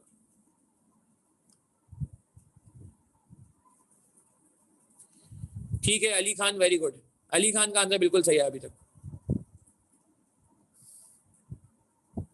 नहीं कंसिडर करेंगे, ऐसा नहीं है। सही है प्रदीप, अमान आसिफ का आंसर सही है, वेरी गुड। नहीं हुजैफा नहीं, चंदा कंसिडर तो करना है, वहाँ एग्जाम ने इतनी मेहनत की है, इतनी फिक्रें दी हैं, तो कुछ उसकी लाज भी रखनी पड़ेगी ना। अच्छा एक काम करते हैं, फारिग लैंड था, अच्छा ये फायदा हुआ नुकसान हुआ है, 40 की चीज 70 की हो गई, 30 का फायदा हो गया, 30 का फायदा हो गया। आज बेचना चाहूंगा तो कितने का बेचूंगा, 30 मिलियन ज्यादा, 3 करोड़ रुपए का फायदा हो गया। दोस्त कह रहे हैं 30 मिलियन रिकॉर्ड कर लो डायरेक्ट, दोस्त कह रहे हैं 30 मिलियन ज्यादा मिल गया ना भैया, 30 मिलियन रिकॉर्ड कर लो। सही कह रहे दोस्त, दोस्त कह रहे देखो 40 तक हमने छोड़ा था उस वक्त, आज देखो 40 का छोड़ा तो आज तुम्हें 70 हो गया, तो 30 मिलियन का फायदा हो गया, काबिल गेन हो गया, बेनिफिट हो गया। तो दोस्त कह रहे 30 रिकॉर्ड करो, टेंशन किस बात की, टाइम नहीं बचेगा। सही कह रहे हैं दोस्त हमारे, प्रदीप आप सही कह रहे हैं, हाँ सही नहीं कह रहे क्या, तो क्या मसला क्या है दोस्त का। नहीं उमर जब हम एज्यूम करें कि प्रोजेक्ट है तो ये बेनिफिट है, बताता हूँ क्यों। दोस्त को बोलना पड़ेगा बेटा टाइम वैल्यू मनी आपने नहीं पढ़ा सही तरीके से, आप टाइम वैल्यू मनी सही पढ़ें पहले आप। खैर देखें बात समझें, अब आप आ जाओ उमर जफर और हुजैफा, आप दोनों से के सवालों को मैं यहाँ पे एंटरटेन कर रहा हूँ, और बाकी लोग के भी सवाल में खातिर एंटरटेन हो जाएंगे। अगर हम ये प्रोजेक्ट नहीं एक्सेप्ट करते, अगर हमारा सिर्फ गलती है इसमें सवाल में, अगर हम इस प्रोजेक्ट नहीं एक्सेप्ट करते तो लैंड को बेच देते 40 का, जैसे हम अक्सर फारिग चीज को बेच देते हैं। कितने का बेच देते लैंड को, 40 का बेच देते, 40 बेच के पैसे मिल सकते थे, मगर हमने ठान ली कि ये जमीन नहीं बिकेगी, इस जमीन पे फैक्ट्री लगेगी, इस जमीन पे प्रोडक्शन होगी, इस जमीन पे काम होगा। और जब हमने जमीन पे काम किया तो थोड़ा बेनिफिट हुआ, गवर्नमेंट को भी कुछ रहम आया, गवर्नमेंट ने भी कुछ बेनिफिट दिया, आसपास की जमीन पे और इंडस्ट्रियां लग गई। नतीजा ये निकला कि आज हमें ऑफर आ रही है 70 मिलियन, प्रोजेक्ट के बाद कितने की ऑफर आ रही है, प्रोजेक्ट से पहले 40 की ऑफर दी, यानी कि प्रोजेक्ट नहीं होता तो 40 मिल सकते थे, जो मैंने सेक्रीफाइस कर दिए। कुछ सेंस बन रही है क्या नाम है उमर जफर, हुजैफा, क्लियर है बात कि हमने कहा फालतू था तो मिल सकते थे पैसे, हमने कुर्बानी दी 40 की, हमने छोड़ दिए, हमने कहा नहीं नहीं नहीं नहीं सबर करते, सबर का फल मीठा। ठीक है हाँ बिल्कुल बिल्कुल। अच्छा अब सुने, अब उमर जफर दोस्त वाली गलती कर रहे हो आप, हाँ opportunity cost, perfect example, very nice, opportunity cost. मगर सबर का फल मीठा, उमर जफर आखिर में क्या लिखूं, 70 लिखूं 30 लिखूं, जो तुम बोलो पहले, क्या लिखूं, 70 लिखा जाए 30 लिखा जाए, मैंने 40 यहाँ फॉरगॉन किया, इस 40 को गंवाया ताकि मैं क्या कमा सकूं, बात वेरी गुड। हादी ने सही बताया, अब्दुल अनान ने सही बताया, उमर जफर मैं आपके आंसर का वेट कर रहा हूँ चंदा, ताकि मुझे कंफर्ट हो जाए कि आप भी समझ गए हो। वेरी गुड यार, परफेक्ट, जबरदस्त, बेहतरीन। 70 40 छोड़ा ही इसीलिए था ताकि 70 मिल सके, वेरी गुड यार, जबरदस्त। बात समझ रहे हैं कि सबर का फल मीठा, सबर किया तो बाद में पैसे ज्यादा मिल गए। इग्नोर भी कर सकते हैं, एक बंदा कह रहे जी कोई मतलब स्टूडेंट्स की वो आती है सजेशन के, सर इसको इग्नोर कर दे, माने कि ये तो वैसे ही होना था। मैं कहूंगा नहीं यार देखो आई कैप ने इतनी मेहनत से लिखा है तो इसका मतलब है आई कैप चाह रहा है कि आप इसको एडजस्ट करो, प्रैक्टिकली भी ऐसा ही होता है। आप किसी लेट से खुदा ना खासा मतलब आपने प्लॉट ले लिया कहीं कहीं लेट से भिराने में, और बाद में आपने वहां पे जाके रहना शुरू कर दिया और आपको देखा देखी और लोग आ गए तो ऑटोमेटिकली वैल्यू बढ़ जाती है। मुझे याद है एक मेरा दोस्त था, वो पता नहीं कहीं दूर चला गया, क्या कहते हैं एक अपार्टमेंट में, तो वहां पे वो खाली था अपार्टमेंट, जैसे ही वो गया और लोग भी आए तो ऑटोमेटिकली अपार्टमेंट की वैल्यू बढ़ गई। ठीक है ना, खैर तो इसीलिए अब्दुल अनान हम कह रहे हैं कि नॉर्मल प्रॉपर्टी एप्रिसिएशन नहीं है ना ये। ठीक है, और चलो है भी तो क्या हुआ, है भी तो हम तो इस तरह सोच रहे हैं कि प्रोजेक्ट नहीं होता तो 40 मिल सकते थे, जो मैंने फॉरगॉन किए, 40 को मैंने क्या किया, सेक्रीफाइस किया, 40 को मैंने खोया। सही है, क्योंकि मैं 40 पैसे मिल सकते थे, मैंने मना कर दिया, डील कैंसिल कर दी। मगर मगर मगर एंड में क्या हुआ, अब मैं डील कर सकता हूं, अब मैं सुकून से लैंड बेच सकता हूं। जो डिसीजन मुझे यहाँ लेना चाहिए था और डिसीजन को मैंने आगे जो है बढ़ा दिया, आगे बढ़ाने से क्या हुआ, आगे बढ़ाने से हुआ यहाँ नुकसान हुआ और यहाँ फायदा होगा। ठीक है जी, इस वजह से हम कह रहे हैं कि 70 का बेनिफिट। चले जी नेट करें, जरा फाइनल करें यार, गेम को खत्म करें। क्या बन रहे हैं हालात यार, 50 आ रहे हैं नेगेटिव, यहाँ कितना आ रहा है जी, यहाँ भी बहुत खर्चा करा दिया इन्होंने हमारा, 135 नेगेटिव। अच्छा यहाँ कितना आ रहा है, 195, 204, 204 96 आई गेस, चेक करते रहे यार, 119 और 221, 109 चेक करते जाएं, 36 और 11 125, 246, 58, 58 और 11 41, 141, 141 and last but not the least, ये आपको करना पड़ेगा, इसमें बहुत सारी चीजें। 265, 278, 78 और 63, ये आप कर लें। 15, 15, 30, 40, 110, 271। थैंक यू यार। चलिए डिस्काउंट फैक्टर लगा दें 12% पे। 1.12 की पावर -1, 1.12 की पावर -2, 1.12 की पावर -3, 1.12 की पावर -4, -5 एंड -6। चलें जी, देखें क्या बन रही है यार। हाँ, इसमें गिलिच है सवाल में गिलिच क्या है, जो मैं उस वक्त भी कहा था। अब यार बस मतलब मैं रिकॉर्डिंग चली जाता, बात नहीं कर सकता, ठीक है। मगर ये आईकेप के मिजाज को आपने समझना होगा। ये लाइन में गिलिच ये है कि market value of the land after 5 years, ये आफ्टर 5 इयर्स नहीं होना चाहिए। क्या होना चाहिए? जाहिर सी बात है, 5 ईयर बाद बेइज्जती तो भाई छठे साल क्या करेंगे? रोड पे काम करेंगे क्या? अल्लाह माफ करे, नहीं भाई। किराए पे जगह लेंगे, नहीं भाई। ठीक है, सही कह रहे हैं हुजैफा अब्बासी, अमाद ने भी आइडेंटिफाई किया और एक आध किसी और बंदे ने भी आइडेंटिफाई किया। सही है ना? हाँ, तो यार ये बस समझते हो ना, कभी कभी हो जाता है यार, कोई बात नहीं, खैर हो। 6 इयर्स, 6 इयर्स, ठीक है, 6 इयर्स होना चाहिए। तो खैर इतना बड़ा मसला नहीं है, छोटे छोटे मसले हो जाते हैं, कोई बात नहीं। अच्छा, तो मैं कहाँ था जी? फाइनल कर रहा था, फाइनल कर रहे थे हम। फाइनल से ज़्यादा आज फाइनल भी है ना। हाँ, तो आप लोग किसके साथ हैं? आप लोग को BFD के साथ होना चाहिए बस। खैर, 121 जल्दी जल्दी कंप्लीट कराएं, शाबाश। नेगेटिव है ये भी। और बताएं हादी, आखिरी वाला मैं कर लेता हूँ। 137 आ रहा है लास्ट वाला। 77 कह रहे हो आप, ठीक है। 76 कह रहे हो, thank you. Then thank you Amad Asif, thank you, perfect हो गया भाई। अमाद 121 नेगेटिव है चंदा, 78 कह रहे हैं यार ये। चलो मैं क्या करूं, मान लूं 79 80। मैं अपनी फिगर से चेक करूं, 80 सही आया तुम्हारा, ठीक है। 79 भी सही है, 78 भी सही है, 78 है ये, 78 है ये, सॉरी, ठीक है। NPV कितनी आ रही है जी? इतनी मेहनत करा ली ओमेगा ने, कुछ कमाया भी नहीं कमाया, या नेगेटिव पे आ रहा है? सही है, 78 कर दिया। कुछ कमाया भी नहीं कमाया इन्होंने भाई, इतना सवाल टेक्निकल कर दिया था। कैफ लेवल पे ये थोड़ा सा भारी हो गया, तो 280 कमा लिया जी। क्लियर है बात हमें? ये इसका एक ओवरव्यू पूरे सवाल का, एक सिंगल सॉल्यूशन सिंगल पेज पे अवेलेबल है। जल्दी से काइंडली नोट कर लें, कोई सवाल है पूछ लें, ताकि हम फिर अगले सवाल पे चलें। लैंड में कह रहे हैं जी the actual cash outflow was 20। देखें अमाद, बात समझिएगा, रेलेवेंट कैश फ्लो बात होती है। एक्चुअल कैश फ्लो 20 होगा नहीं, हो चुका है। जो चीज हो चुकी होती है तो रेलेवेंट नहीं होती यार। याद है रिसर्च की कॉस्ट को लास्ट क्लास में हमने रेलेवेंट कहा था। देखें रेलेवेंट कैश, और खुद सोचें मैं कहाँ लिखूंगा, 80 पे लिखूं क्या? अगर आज मैं 2114 में खड़ा हुआ हूँ, 2114 15, वो तो 2005 तो पता नहीं -9 है, नहीं तो माइनस की अकाउंटिंग थोड़ी करता हूँ चंदा। और लॉजिक भी ये कहती है जो हो चुका सो हो चुका, रात गई बात गई।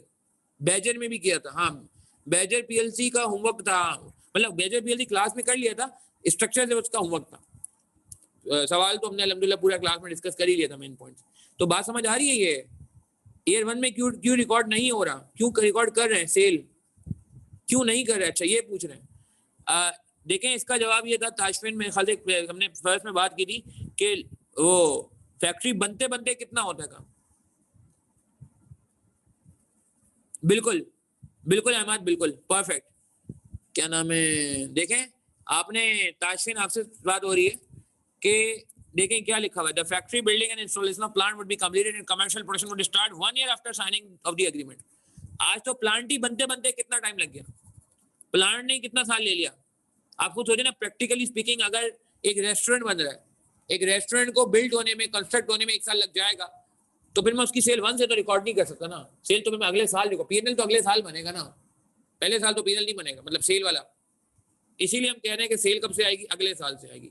ये पॉइंट बहुत इंपॉर्टेंट था इस सवाल का, ये पॉइंट इस सवाल की जान था। ये पॉइंट BFD में बहुत थोड़ा लिमिटेड आया, मगर आ सकता है। चट है। अच्छा, और किसी का सवाल आया है? और क्या था? हमाद आपको क्लियर हो गया चंदा? आपको क्लियर हो गया कि 20 is a sunk cost, pass cost, इनकर हो चुकी है, आपको लेना देना नहीं, चाहे प्रोजेक्ट एक्सेप्ट हो नहीं हो, ये 20 मिलियन कोई वापस नहीं आते, गए, डूब गए। ठीक है, चलो ये भी क्लियर हो गया। अहमद का सवाल है, अहमद कह रहे हैं फॉर लैंड, हम ये कह सकते हैं कि क्या कह रहे हैं जी, कि जिस दिन लैंड यूज में लेंगे उस दिन की अमाउंट। हाँ जाहिर सी बात है अहमद, मैं लैंड में आज यूज में ले रहा हूँ लैंड, तो लैंड अगर आज यूज में आ रही है तो आज इतने की बिक सकती थी, इतने पैसे आ सकते थे आज ही, मगर आज ही हमने फैसला किया कि नहीं जी इसको तो हमने बेचना नहीं है, इसको तो हमने आगे इस्तेमाल करना है, इसीलिए हम आज की अपॉर्चुनिटी कॉस्ट को रेलेवेंट कंसिडर कर रहे हैं। ठीक है जी, ओके, ये भी हो गया, डन हो गया। और किसी का सवाल है? हुजैफा का सवाल आ रहा है जी, बिल्कुल बिल्कुल, अगर और भी हुआ हुसैन, बाकी भी कंसीडर करेंगे हुसैन। चलो अहमद को क्लियर हो गया, गुड। अच्छा जी, क्या कह रहे हैं हुजैफा बासी इस क्वेश्चन में, वो वी हैड नो डिस्ट्रीब्यूशन और एडमिन एक्सपेंसेस इन अज्यूमिंग, अगर डेप्रिसिएशन ऑफिस इक्विपमेंट की होती तो कॉस्ट ऑफ सेल में वो मार्जिन कंप्यूटेशन के वक्त एक्सक्लूड करते, मतलब हम एज्यूम करते हैं वो इसमें माइनस ही नहीं होती ना चंदा, जब एक चीज है ही नहीं, जब एक चीज कॉस्ट ऑफ सेल में आती ही नहीं है तो उसको एक्सक्लूड करने का सवाल ही पैदा नहीं होता है ना। तो वो तो आती कहाँ है, सही कह रहे हो, बिल्कुल सही कह रहे हो आप, कि ये तो सेलिंग एंड डिस्ट्रीब्यूशन में आती है ना, तो जब सेलिंग एंड डिस्ट्रीब्यूशन में आती है तो मार्जिन की कैलकुलेशन में तो वो थी ही नहीं, तो जब वो मार्जिन की कैलकुलेशन में थी नहीं तो उसको एक्सक्लूड नहीं करेंगे। फिर आपका मसला, अगर कोई सवाल में अजम्पशन ले ले, ठीक है, कि ये सेलिंग एंड डिस्ट्रीब्यूशन की जो कि गलत अजम्पशन होगी तो वो उसकी फिगर सही हो जाएगी, उसकी फिगर सही हो जाएगी। अच्छा भैया, मेरे ख्याल से अब गेम को आगे बढ़ाते हैं, यहाँ तक सही है, बेस्ट हो गया जी, समझ आ गया हुजैफा को भी। ठीक है जी, अब जरा आगे बढ़ेंगे, हैं ये कैफ के सवाल मगर बहुत ही अच्छे सवाल हैं, इसलिए हम इनको छोड़ नहीं सकते। अच्छा, 2 सवाल रह गए हमारे इस नोट में, फिर इंशाल्लाह हमारा कल, मुझे उम्मीद है अल्लाह ताला की ज़ात से कि हमारा वो शुरू हो जाएगा, क्या कहते हैं, investment advance, Fisher rule, inflation inflation वगैरह वगैरह वगैरह, बहुत सारी बातें। इन्फ्लेशन तो खैर इसमें भी आएगा अभी, ये सवाल भी बड़ा इंटरेस्टिंग है। सवाल पढ़ेंगे जी, एक और बड़ा अच्छा सवाल, उम्दा सवाल हमारा वेट कर रहा है, रिक्वायरमेंट 16 मार्क का सवाल है। ठीक है जी, हाँ, डेप्रिसिएशन इम्पैक्ट के बाद गलत होगा, क्योंकि Hussain cost of sale decrease करनी है, cash cost of sale decrease नहीं करनी। अगर आप बाद में डिक्रीज करोगे 10% तो ऐसा लगेगा आपने खाली कैश वाली कॉस्ट ऑफ सेल डिक्रीज की, हालांकि उसने overall cost of sale decrease करने को बोला, सही है ना। देखो कॉस्ट ऑफ सेल 2 है ना, एक है main cost of sale, overall cost of sale, और एक है कैश कॉस्ट ऑफ सेल जो हमने बाद में डेप्रिसिएशन एक्सक्लूड करके निकाली। तो उसने जो 10% का डिक्रीज बोला वो ओवरऑल कॉस्ट पे बोला, खाली कॉस्ट का मतलब तो ओवरऑल कॉस्ट नहीं होता, समझ रहे हैं, इसलिए बड़े फिगर पे करना है, वो फिर मुनासिब नहीं रहेगा, आप करके भी देखो आंसर गलत आएगा, कॉन्सेप्चुअली भी मेरे हिसाब से गलत होगा। ठीक है हुसैन, क्योंकि उसने कैश कॉस्ट ऑफ सेल नहीं बोला। अगर आप गौर करो, ये जो फिगर है इसका मैंने नाम चेंज कर दिया था, देखें इसका नाम क्या कर दिया है, कैश कॉस्ट ऑफ सेल। तो he is, the question is not asking for cash cost of sale ना, बेस्ट हो गया, क्या बात है जी। ठीक है जी, ठीक है जी, ठीक है जी, आगे बढ़ते हैं, सवाल पे आ जाए। अब क्या कह रहे हैं हमसे, सवाल में हमसे कह रहे हैं 16 मार्क में कि advice whether MTL should accept BCS proposal. 16 mark का सवाल है कि एमटीएल को बीसीएस का प्रपोजल एक्सेप्ट करना चाहिए नहीं करना चाहिए। हमें नहीं पता बीसीएस कौन है, हमें नहीं पता एमटीएल कौन है। सवाल पढ़ लेते हैं। मॉडर्न ट्रांसपोर्ट लिमिटेड, जिनको एमटीएल से कहा मुखातिब किया जाता है, is considering an investment proposal from Burak cab services. As per the proposal MTL would provide branded car to BCS under the following terms and condition. एक मिनट, फैसला पहले कर ले, फैसला पहले कर ले। रिक्वायरमेंट देख के हम कौन है, हम एमटीएल है या बीसीएस है, रिक्वायरमेंट में साफ नजर आ रहा है। अगर हम थोड़ा गौर करें तो हम कौन है, हम वो है जिसके लिए इन्वेस्टमेंट अप्रेजल हो रहा है, हम वो है जिसने फैसला करना है, हम वो है जिसने डिसीजन लेना है, हम वो है जिसकी अकाउंटिंग करनी है। जल्दी बताइए कौन है, हम दो में से कोई एक है, एमटीएल है या बीसीएस है। ठीक है वसीम हुसैन, सही हो गया, क्योंकि होता ही है कि हम सवाल पढ़े तो पता ही नहीं होता हम कौन है। सही अब्दुल अनान, ठीक है, ताशफीन सही कह रहे हैं, उमर जफर सही कह रहे हैं। और कोई बताना चाहेगा? बाकी लोग बताएं, शाबाश, कोई बात नहीं, गलत हो जाता है कोई मसला नहीं है। यासिर सही कह रहे हैं, हुसैन सही कह रहे हैं, अहमद सही कह रहे हैं, बिल्कुल सही है। हम कौन है जी, मेरे ख्याल से क्लियर हो गया जब मैंने इसको एलेबोरेट कर दिया। हम एमटीएल है, तो हमें एमटीएल को एडवाइस करना है कि एमटीएल मतलब हम हो गए, और बाकी जो बीसीए जो है वो हमारा कोई काउंटर पार्टी हो गई, काउंटर पार्टी हो गई। खैर, तो यहाँ कौन क्या कर रहा है जी, मॉडर्न ट्रांसपोर्ट लिमिटेड कंसिडर कर रहे हैं इन्वेस्टमेंट प्रपोजल फ्रॉम बुराक। बुराक साहब आए, कह रहे हैं जी हमसे आप जो है प्रपोजल लें, सॉरी इन्वेस्टमेंट प्रपोजल आया है, एक क्या कहते हैं लाइन मिली है इनको। As per the proposal MTL would provide branded car to BCS under the following terms and condition. हम गाड़ियां प्रोवाइड करेंगे, हम कौन है, MTL. MTL would provide branded cars. वो उबर करीम जैसा यहाँ पे सिनेरियो आई है। 2017 में उबर करीम बड़ा क्या कहते हैं फेमस हो रहा था, तो उन्होंने इस पे जो है वो एक सवाल बना दिया। ठीक है जी। अच्छा आगे चलते हैं, आगे क्या कह रहे हैं हमसे, आगे कुछ कह रहे हैं हमसे। एक और बड़ा अच्छा सवाल है इसमें, एक टेक्स्ट की बड़ी उम्दा वर्किंग है जो हमने पहली क्लास में देखी थी, पहली दूसरी क्लास में देखी थी इनफैक्ट। अच्छा आगे कह रहे हैं हमसे कि BCS, okay, BCS would pay rent of 1.8 million per annum per car to MTL. Inflow है आउटफ्लो है हमारे लिए? हमारे लिए इनफ्लो है या आउटफ्लो है, बता दीजिए, क्या कहते हैं आप? बिल्कुल सही है वसीम, हमारे लिए जाहिर सी बात है, हमने गाड़ी अपनी खरीद के दी है। सही, अब्दुल अनान अली मोहम्मद हुसैन, परफेक्ट, इनफ्लो है हमारे लिए, परफेक्ट, ठीक हो गया जी। अच्छा आगे, the car would operate 24 hours basis, 24 घंटे गाड़ियां चलेंगी जी, सुबह दोपहर शाम रात 24 घंटे हमने ये सर्विस देनी है। ठीक है यूजर साहब, नहीं चंदा, इनफ्लो है हमारे लिए और सामने के लिए आउटफ्लो है। हमने तो रिसीव करना है ना, बीसीएल पे करेगा तो बीसीएल के लिए आउटफ्लो है, मगर हम तो एमटीएल है, ठीक है, तो हमारे लिए क्या हो जाएगा, इनफ्लो हो जाएगा। ठीक है यूजर साहब, अपना नाम भी आप सही कर सकते हैं। अच्छा आगे चलते हैं, the payment would be made at the end of the year, payment कब होगी जी, साल के आखिर में होगी। ठीक है जी, नॉर्मली साल के आखिर में ही देखते हैं। Cost of the driver and maintenance cost of the car would initially be paid by BCS, driver की कॉस्ट और मेंटेनेंस की कॉस्ट बीसीएस ने पे कर दी, thank you very much BCS. मगर आगे पूरी लाइन पढ़ लेते हैं, but would be adjusted against car rental payable to MTL at the end of each year. ये थैंक यू वापस लेना पड़ेगा। ठीक है, ये माली देखते हैं कितनी गाड़ियां, ये असल में कौन पे कर रहा है यार, असल में ये बीसीएस थोड़ी पे कर रहा है, बीसीएस ने तो अभी पे कर दिया मगर बाद में वो हमारे रेंटल से काट रहा है। अगर वो हमारे रेंटल से काट रहा है तो यार इफेक्टिवली हम ही पे कर रहे हैं, किस बात का थैंक यू। खैर, तो इसका मतलब ये हुआ कि ये हमारा आउटफ्लो हो जाएगा, ये हमारा इनफ्लो था। एक ये प्लस है और ये माइनस है, ये प्लस में आएगा और ये माइनस में आएगा। MTL would provide smart mobile to each driver, size ये वो जो है क्या कहते हैं, कीपैड वाला मोबाइल तो चल नहीं सकता, उबर करीम चलानी है तो स्मार्ट मोबाइल देना है हमने अपने ड्राइवर को। MTL has provided estimated the following cost for the deployment of car। अच्छा यहाँ भी कुछ जजमेंट यूज करनी है हमने, कुछ जजमेंट, थोड़ी बहुत judgement. Car purchase price 20 lakh की गाड़ी है जी, सस्ती है गाड़ी नहीं, उस वक्त इतनी की होती थी। Estimated useful life and residual value of the car is 4 years and 0.75 million respectively. 4 साल गाड़ी चलेगी, उसके बाद हशर हो जाएगा गाड़ी का। और भाई ये कितने की बिक जाएगी, 20 लाख की गाड़ी 0.75 मिलियन यानी कि 75 लाख की नहीं, 7.5 लाख की बिक जाएगी। कार रजिस्ट्रेशन फी 35,000 रुपए लगेंगे, तकरीबन इतने ही लगते हैं, थोड़े ज्यादा ही लगते हैं आजकल शायद। One time payment on registration of the car. Revenue expenditure है, कैपिटल एक्सपेंडिचर है, क्या कहते हैं आप? कार रजिस्ट्रेशन एक्सपेंस जो है पाकिस्तान के लिहाज से कुछ और भी हो सकता है, मगर वैसे आम हालात में आपको क्या लगता है, कैपिटल एक्सपेंडिचर है या रेवेन्यू एक्सपेंडिचर? अकाउंटिंग की लैंग्वेज में बात की जाए तो ऐसा लगता है कि इसको कैपिटलाइज होना चाहिए, मेरे ख्याल से बिल्कुल सही कह रहे हैं, कैपिटलाइज होना चाहिए। पाकिस्तान में चल जाता है, AFR की नंबर प्लेट लगा लिया आपने, अप्लाइड फॉर रजिस्ट्रेशन की, ठीक है, तो वापस चलाते जाए, मगर ऐसा नहीं है जी। खैर, बाहर के मुल्कों में तो इस तरह नहीं चला सकते, और पाकिस्तान में भी अब बहरहाल सख्ती आहिस्ता आहिस्ता इस पर बढ़ रही है, तो बिल्कुल कैपिटल एक्सपेंडिचर है जी। मोबाइल फोन पर साइड, अच्छा एक सवाल ये है कि मोबाइल फोन, अच्छा मोबाइल फोन कितने का, 15,000 रुपए का देना है, ठीक है जी। To be charge off in the year of purchase, capitalise नहीं करेंगे। Insurance premium 50,000 to be paid for at the beginning of each year. यार यहाँ पे थोड़ी गड़बड़ होगी, क्योंकि इंश्योरेंस अच्छा बिगिनिंग में पे हो रहा है, तो कुछ याद आ रहा है आपको, कौन से मैंने डिस्कस किया था? अगर इंश्योरेंस बिगिनिंग में पे होगा तो क्या फर्क पड़ेगा, यहीं पे बता दें ताकि सवाल में आगे जाके आसानी हो। इस सवाल के की पॉइंट है इन्फ्लेशन, इस सवाल के की पॉइंट है ये एडवांस पेमेंट, इस सवाल का की पॉइंट है डेप्रिसिएशन, लॉस ऑन डिस्पोजल, इस सवाल का की पॉइंट है टैक्स। वेरी गुड, सही कह रहे हैं कि टैक्स में फर्क आएगा, अब्दुल अनान कह रहे हैं, वसीम हुसैन कह रहे हैं टैक्स में मसला आएगा, बिल्कुल सही है। टाइम वैल्यू ऑफ मनी का इफेक्ट पड़ेगा, वो तो पड़ेगा, मगर उमर जफर एक और मसला भी आएगा यार, कि आपका जो टैक्स है वो भी क्या होगा, वो भी वो टैक्स वाले, वो आप कहते हैं टैक्स का रिटर्न बनता है साल के आखिर में, टैक्स रिटर्न में आपको टैक्स वाला बोलेगा यार अभी खर्चा नहीं हुआ, सॉरी पे वो नहीं हुआ, इस्तेमाल नहीं हुआ, तो अभी नहीं लाओ, जब इस्तेमाल होगा तब ले आना, ठीक है। हाँ जी, टैक्स को एडजस्ट करना पड़ेगा, कटिंग लॉन्ग स्टोरी शॉर्ट, बिल्कुल सही है हमारा। कैसे एडजस्ट करेंगे हमने उस दिन देखा था, आज वापस देख लेते हैं। अच्छा आगे क्या कह रहे हैं, एनुअल सैलरी पर ड्राइवर, ठीक है, बिल्कुल सही है मोहम्मद अली, इस पे देखते हैं, बात करते हैं, वेरी गुड। एनुअल सैलरी पर ड्राइवर कितनी है जी, 3 लाख रुपए। यार 3 लाख रुपए कुछ भी नहीं, क्या हुआ, 25,000 महीना, ठीक है। और would work in 8 hour shift. अच्छा कितने ड्राइवर होंगे, सवाल है, एक ही ड्राइवर है?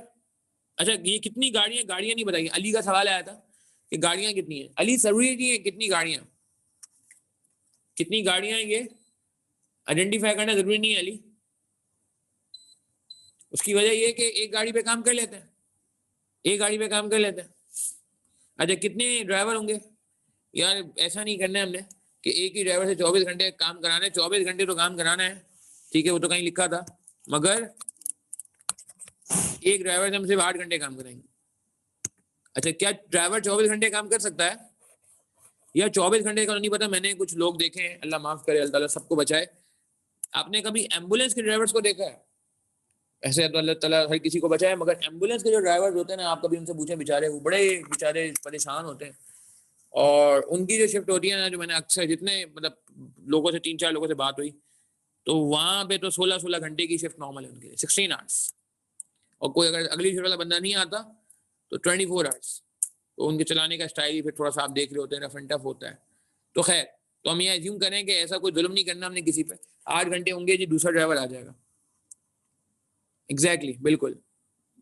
Sleep is very important, and specially ये जॉब तो बहुत बहुत ही टफ होती है ड्राइवरिंग। मतलब इतना से लोग बेचारे क्रिटिकल कंडीशन में, और आपने बहुत तेजी से लेके जाना हो, तो वहाँ तो बहुत ही ज़्यादा वो कहते हैं presence of mind and focus, सब चीज़ें चाहिए होती हैं। अच्छा, एक बात मुझे बताएं, कितने मोबाइल फ़ोन लेके देंगे हम? एक ही मोबाइल फ़ोन? ड्राइवर तो 3 हो गए, ड्राइवर तो 3 हो गए जी, क्योंकि 8 घंटे की शिफ्ट है और 24 घंटे हमने काम करना होता है। तो ये तो हमारा कनेक्ट हो गया, ठीक है ना, हाईलाइट कर लिया। 8 घंटे की शिफ्ट और 24 घंटे। मोबाइल फ़ोन कितने देंगे? एक ही मोबाइल फ़ोन चला लें, एक ही गाड़ी है तो एक मोबाइल फ़ोन हो जाना चाहिए। क्या ख्याल है? अब ये कहीं लिखा हुआ नहीं है सवाल में यार कि कितने मोबाइल फ़ोन देने हैं, मतलब सॉरी कि हम हर ड्राइवर को मोबाइल फ़ोन दे रहे हैं या गाड़ी पे एक मोबाइल फ़ोन रखा हुआ है, क्या करें? अली थोड़ा नाइंसाफी नहीं हो जाएगी यार कि हम तीनों को बोले एक ही मोबाइल इस्तेमाल करो? मोबाइल फ़ोन तो यार पर्सनल चीज़ है ना, एक बहुत है यार, ऐसा ना करो, एक बहुत नहीं है मेरे ख्याल से, ठीक है? और ये बात बहुत प्यारी थी, ये सुनना चाह रहा था मैं, ये सुनना चाह रहा था मैं कि सबसे इम्पोर्टेंट बात जो मैं सुनना चाह रहा था, अली खान ने बहुत बोली, जबरदस्त। नहीं, स्पेसिफिक वो कारण नहीं है ना अली चंदा, ये तो हमारी ख्वाहिश है कि हम एक ही मोबाइल दें, उसको बोले सब चला लो ना। अली खान ने बड़ी प्यारी बात की, ये देखें, ईच ड्राइवर, कितनी बात देखें। अब ये छोटी छोटी बातें, अब आप असम्पशन उल्टी ले लें, उल्टी सीधी, तो सवाल तो ये है कि डायरेक्शन चेंज हो जाएगी। ठीक है, बिलाल नदीम ने पकड़ लिया, वेरी गुड। ई ड्राइवर लिखा है, मोहम्मद हुसैन ने भी पकड़ लिया ना। देखो, each mobile phone to each driver, देख रहे हैं अभी, मतलब ये अगेन स्टार्टर है, ये ना समझे कि बिल्कुल जैसे कहते हैं कि आपको नहीं पिक हो रहा तो कोई टेंशन की बात है, नहीं, ये अभी यही तो आदत डलेगी इंशाल्लाह, ठीक है ना। तो मैं जैसे थोड़ी देर पहले भी कहा था कि approach is very important, solution is not very important. Solution का क्या है यार, सोल्यूशन तो अजम्पशन लेके भी हो जाता है, सेट है।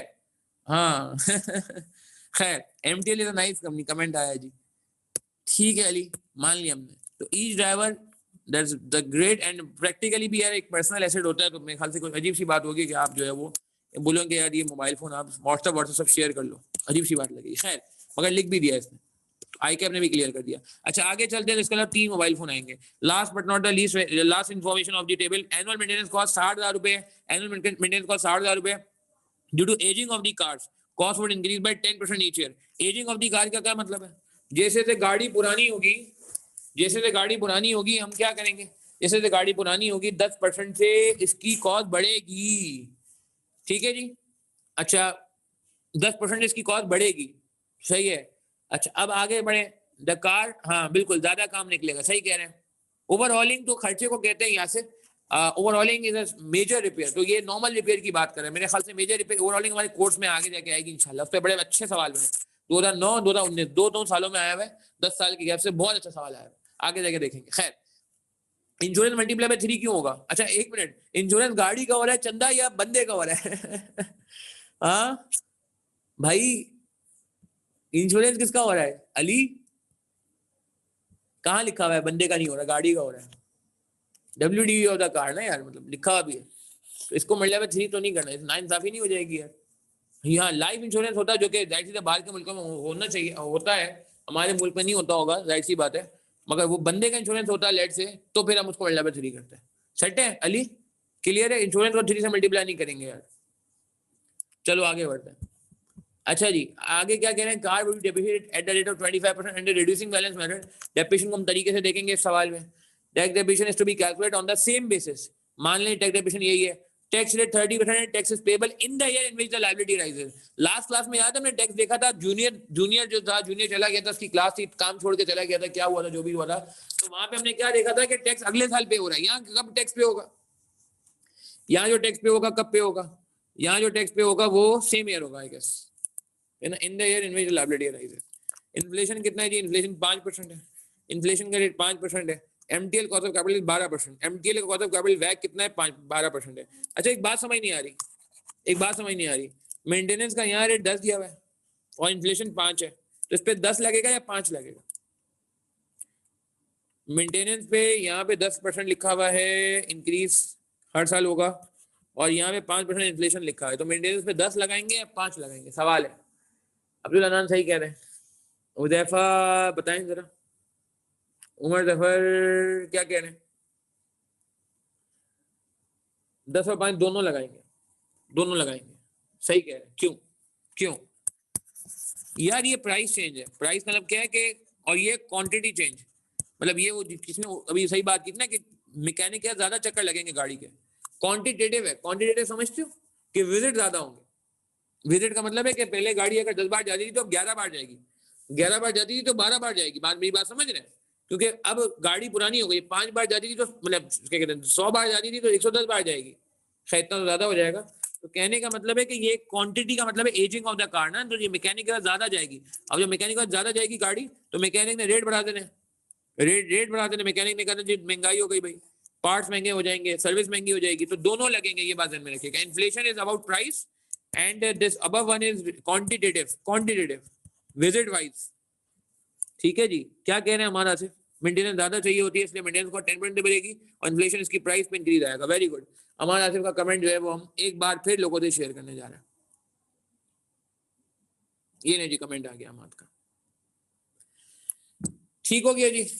अच्छा अब रिक्वायरमेंट पढ़ लेते हैं। MTL whether MTL should accept BCS proposal. अच्छा ये सवाल सॉल्व करने से पहले मैं भी सॉल्व नहीं करा रहा, फौरन सॉल्व कराऊंगा, बिल्कुल सॉल्व करके जाएंगे, मगर एक बड़ी इंपॉर्टेंट बात मुझे करनी कॉन्सेप्चुअली, फिर हम ये सवाल सॉल्व। अच्छा ये इसका सोल्यूशन भी मौजूद है, ओमेगा का सोल्यूशन भी आई थिंक हैंडआउट में मौजूद है। जो आपने ओमेगा देखा था ना मेरे साथ, ये देखें 280 आ रहा था आंसर, 280 आ रहा था ना आंसर आपका, ओमेगा का आंसर ये मौजूद है। डिस्काउंटिंग ये वो सब कुछ हुआ है, रेवेन्यू कैसे आया, कॉस्ट कैसे आई, ये सारी वर्किंग हुई है। ठीक है ना। तो ये मेरा अपना सोल्यूशन, आई के सोल्यूशन में इसमें मसला है, आई के अपने खामा खामे पता नहीं क्यों लोन कंसीडर कर लिया जो कि बिल्कुल मुनासिब नहीं है।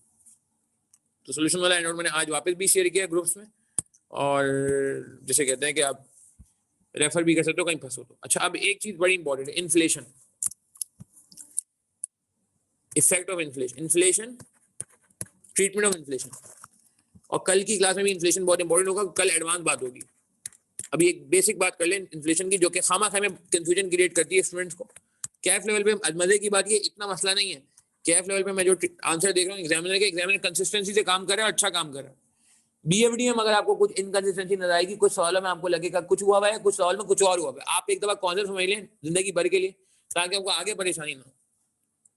ट्रीटमेंट ऑफ इन्फ्लेशन देखिएगा, मैं आपके सामने कुछ केसेस रख रहा हूँ, ठीक है, और आप मुझे बताएंगे इन्फ्लेट कब से होगा। Material price is currently ₹10 per kg। पहला केस, क्या लगता है इन्फ्लेट कब से होगा? ये ईयर 1 से करेंगे, ईयर 2 से करेंगे? ईयर 1 से करेंगे, ईयर 2 से करेंगे? सवाल है, क्योंकि ये कंफ्यूजन रहता है। मैं चाह रहा हूँ इसकी एक समरी बन जाए। इन्फ्लेट फ्रॉम, प्लीज जवाब दें, ईयर 1 से इन्फ्लेट करें या ईयर 2 से इन्फ्लेट करें?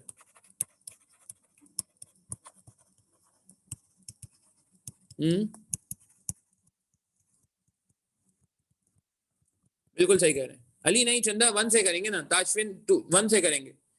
देखें एक बात मुझे बताएं, ये हमें सेल मटेरियल रिकॉर्ड कब करना है? हमें मटेरियल रिकॉर्ड कब करना है? 1 2 3 ऑनवर्ड्स, पहला मटेरियल 1 पे रिकॉर्ड करना है, ऐसा ही है, 1 पे रिकॉर्ड करना है। ये जो प्राइस दी हुई है ये वाली, ये कौन से टर्म की प्राइस है? ये कब की प्राइस है? ये करंटली मींस आज की प्राइस है। कब की प्राइस है? आज की प्राइस है। आज का मतलब है ईयर 0 की प्राइस है, और हमें ईयर 0 पे नहीं आना, हमें ईयर 1 पे जाना है। ईयर 1 पे रिकॉर्ड करना है, एक साल बाद रिकॉर्ड करना है, ईयर 1 के एंड पे रिकॉर्ड करना है। एग्री करेंगे? कब रिकॉर्ड करना है? ईयर 1 के एंड पे रिकॉर्ड करना है। तो इसका मतलब ये तो आज की प्राइस है, तो ईयर 0 की प्राइस है, तो ईयर 1 के एंड तक पहुंचते पहुंचते चीज महंगी हो जाएगी।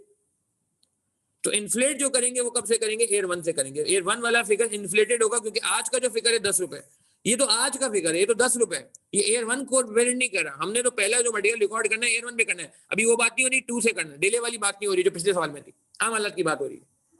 क्लियर है अली? ताशफैन आपको क्लियर है? अली खान का सही था, वसीम हुसैन का सही था, अमान आसिफ, बिलाल नदीम, प्रदीप, आप सबके सही थे आंसर्स। क्लियर है?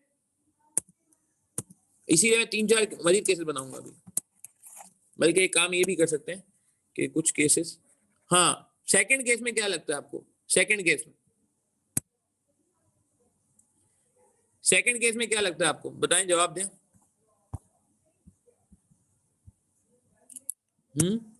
सेकंड केस में क्या लग रहा है? ईयर 1 से या 2 से?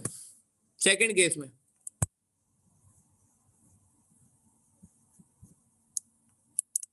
ठीक है,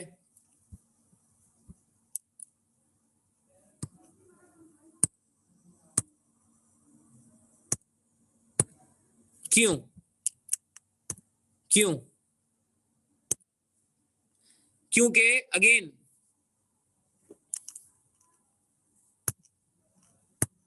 क्योंकि एक बार फिर देखें, चलें यहां से शुरू करते हैं, छोड़ें। पहला केस क्या कहते हैं? Current price of material is ₹10 पर केजी। हाँ भाई, कहां से इन्फ्लेट करना है हमने? ग्रीन से मेंशन करना चाहूंगा। पहले केस की बात हो रही है, सिर्फ फर्स्ट वन। पहले केस में current price of material is 10 पर केजी। आपने मटेरियल रिकॉर्ड करना है ईयर 1 पे जाके, और आपको आज जो मटेरियल का फिगर दिया है वो कब का दिया हुआ है? इसका मतलब है ये आज का दिया हुआ है, ये बात का नहीं दिया हुआ, ये आज का दिया हुआ है, और हमें रिकॉर्ड करना है 1 साल बाद। तो यहाँ पे पहले केस में क्या करेंगे? Inflate from year 1। एग्री करते हैं? इन्फ्लेट फ्रॉम ईयर 1, ठीक है। अच्छा, second case, this one. Oh my god, Amad ने सारा सॉल्व कर लिया यार। अभी अमाद बारी बारी चलते हैं। सेकेंड केस में क्या कहते हैं, जल्दी बता दें कि सेकंड केस में हम कौन से ईयर से इन्फ्लेट करेंगे? बिल्कुल सही है हुज़ैफा अब्बासी, परफेक्ट आंसर है। वसीम हुसैन परफेक्ट आंसर है। बिलाल नदीम परफेक्ट आंसर है, वेरी गुड। बाकी लोग प्लीज ट्राई करें यार, शाबाश।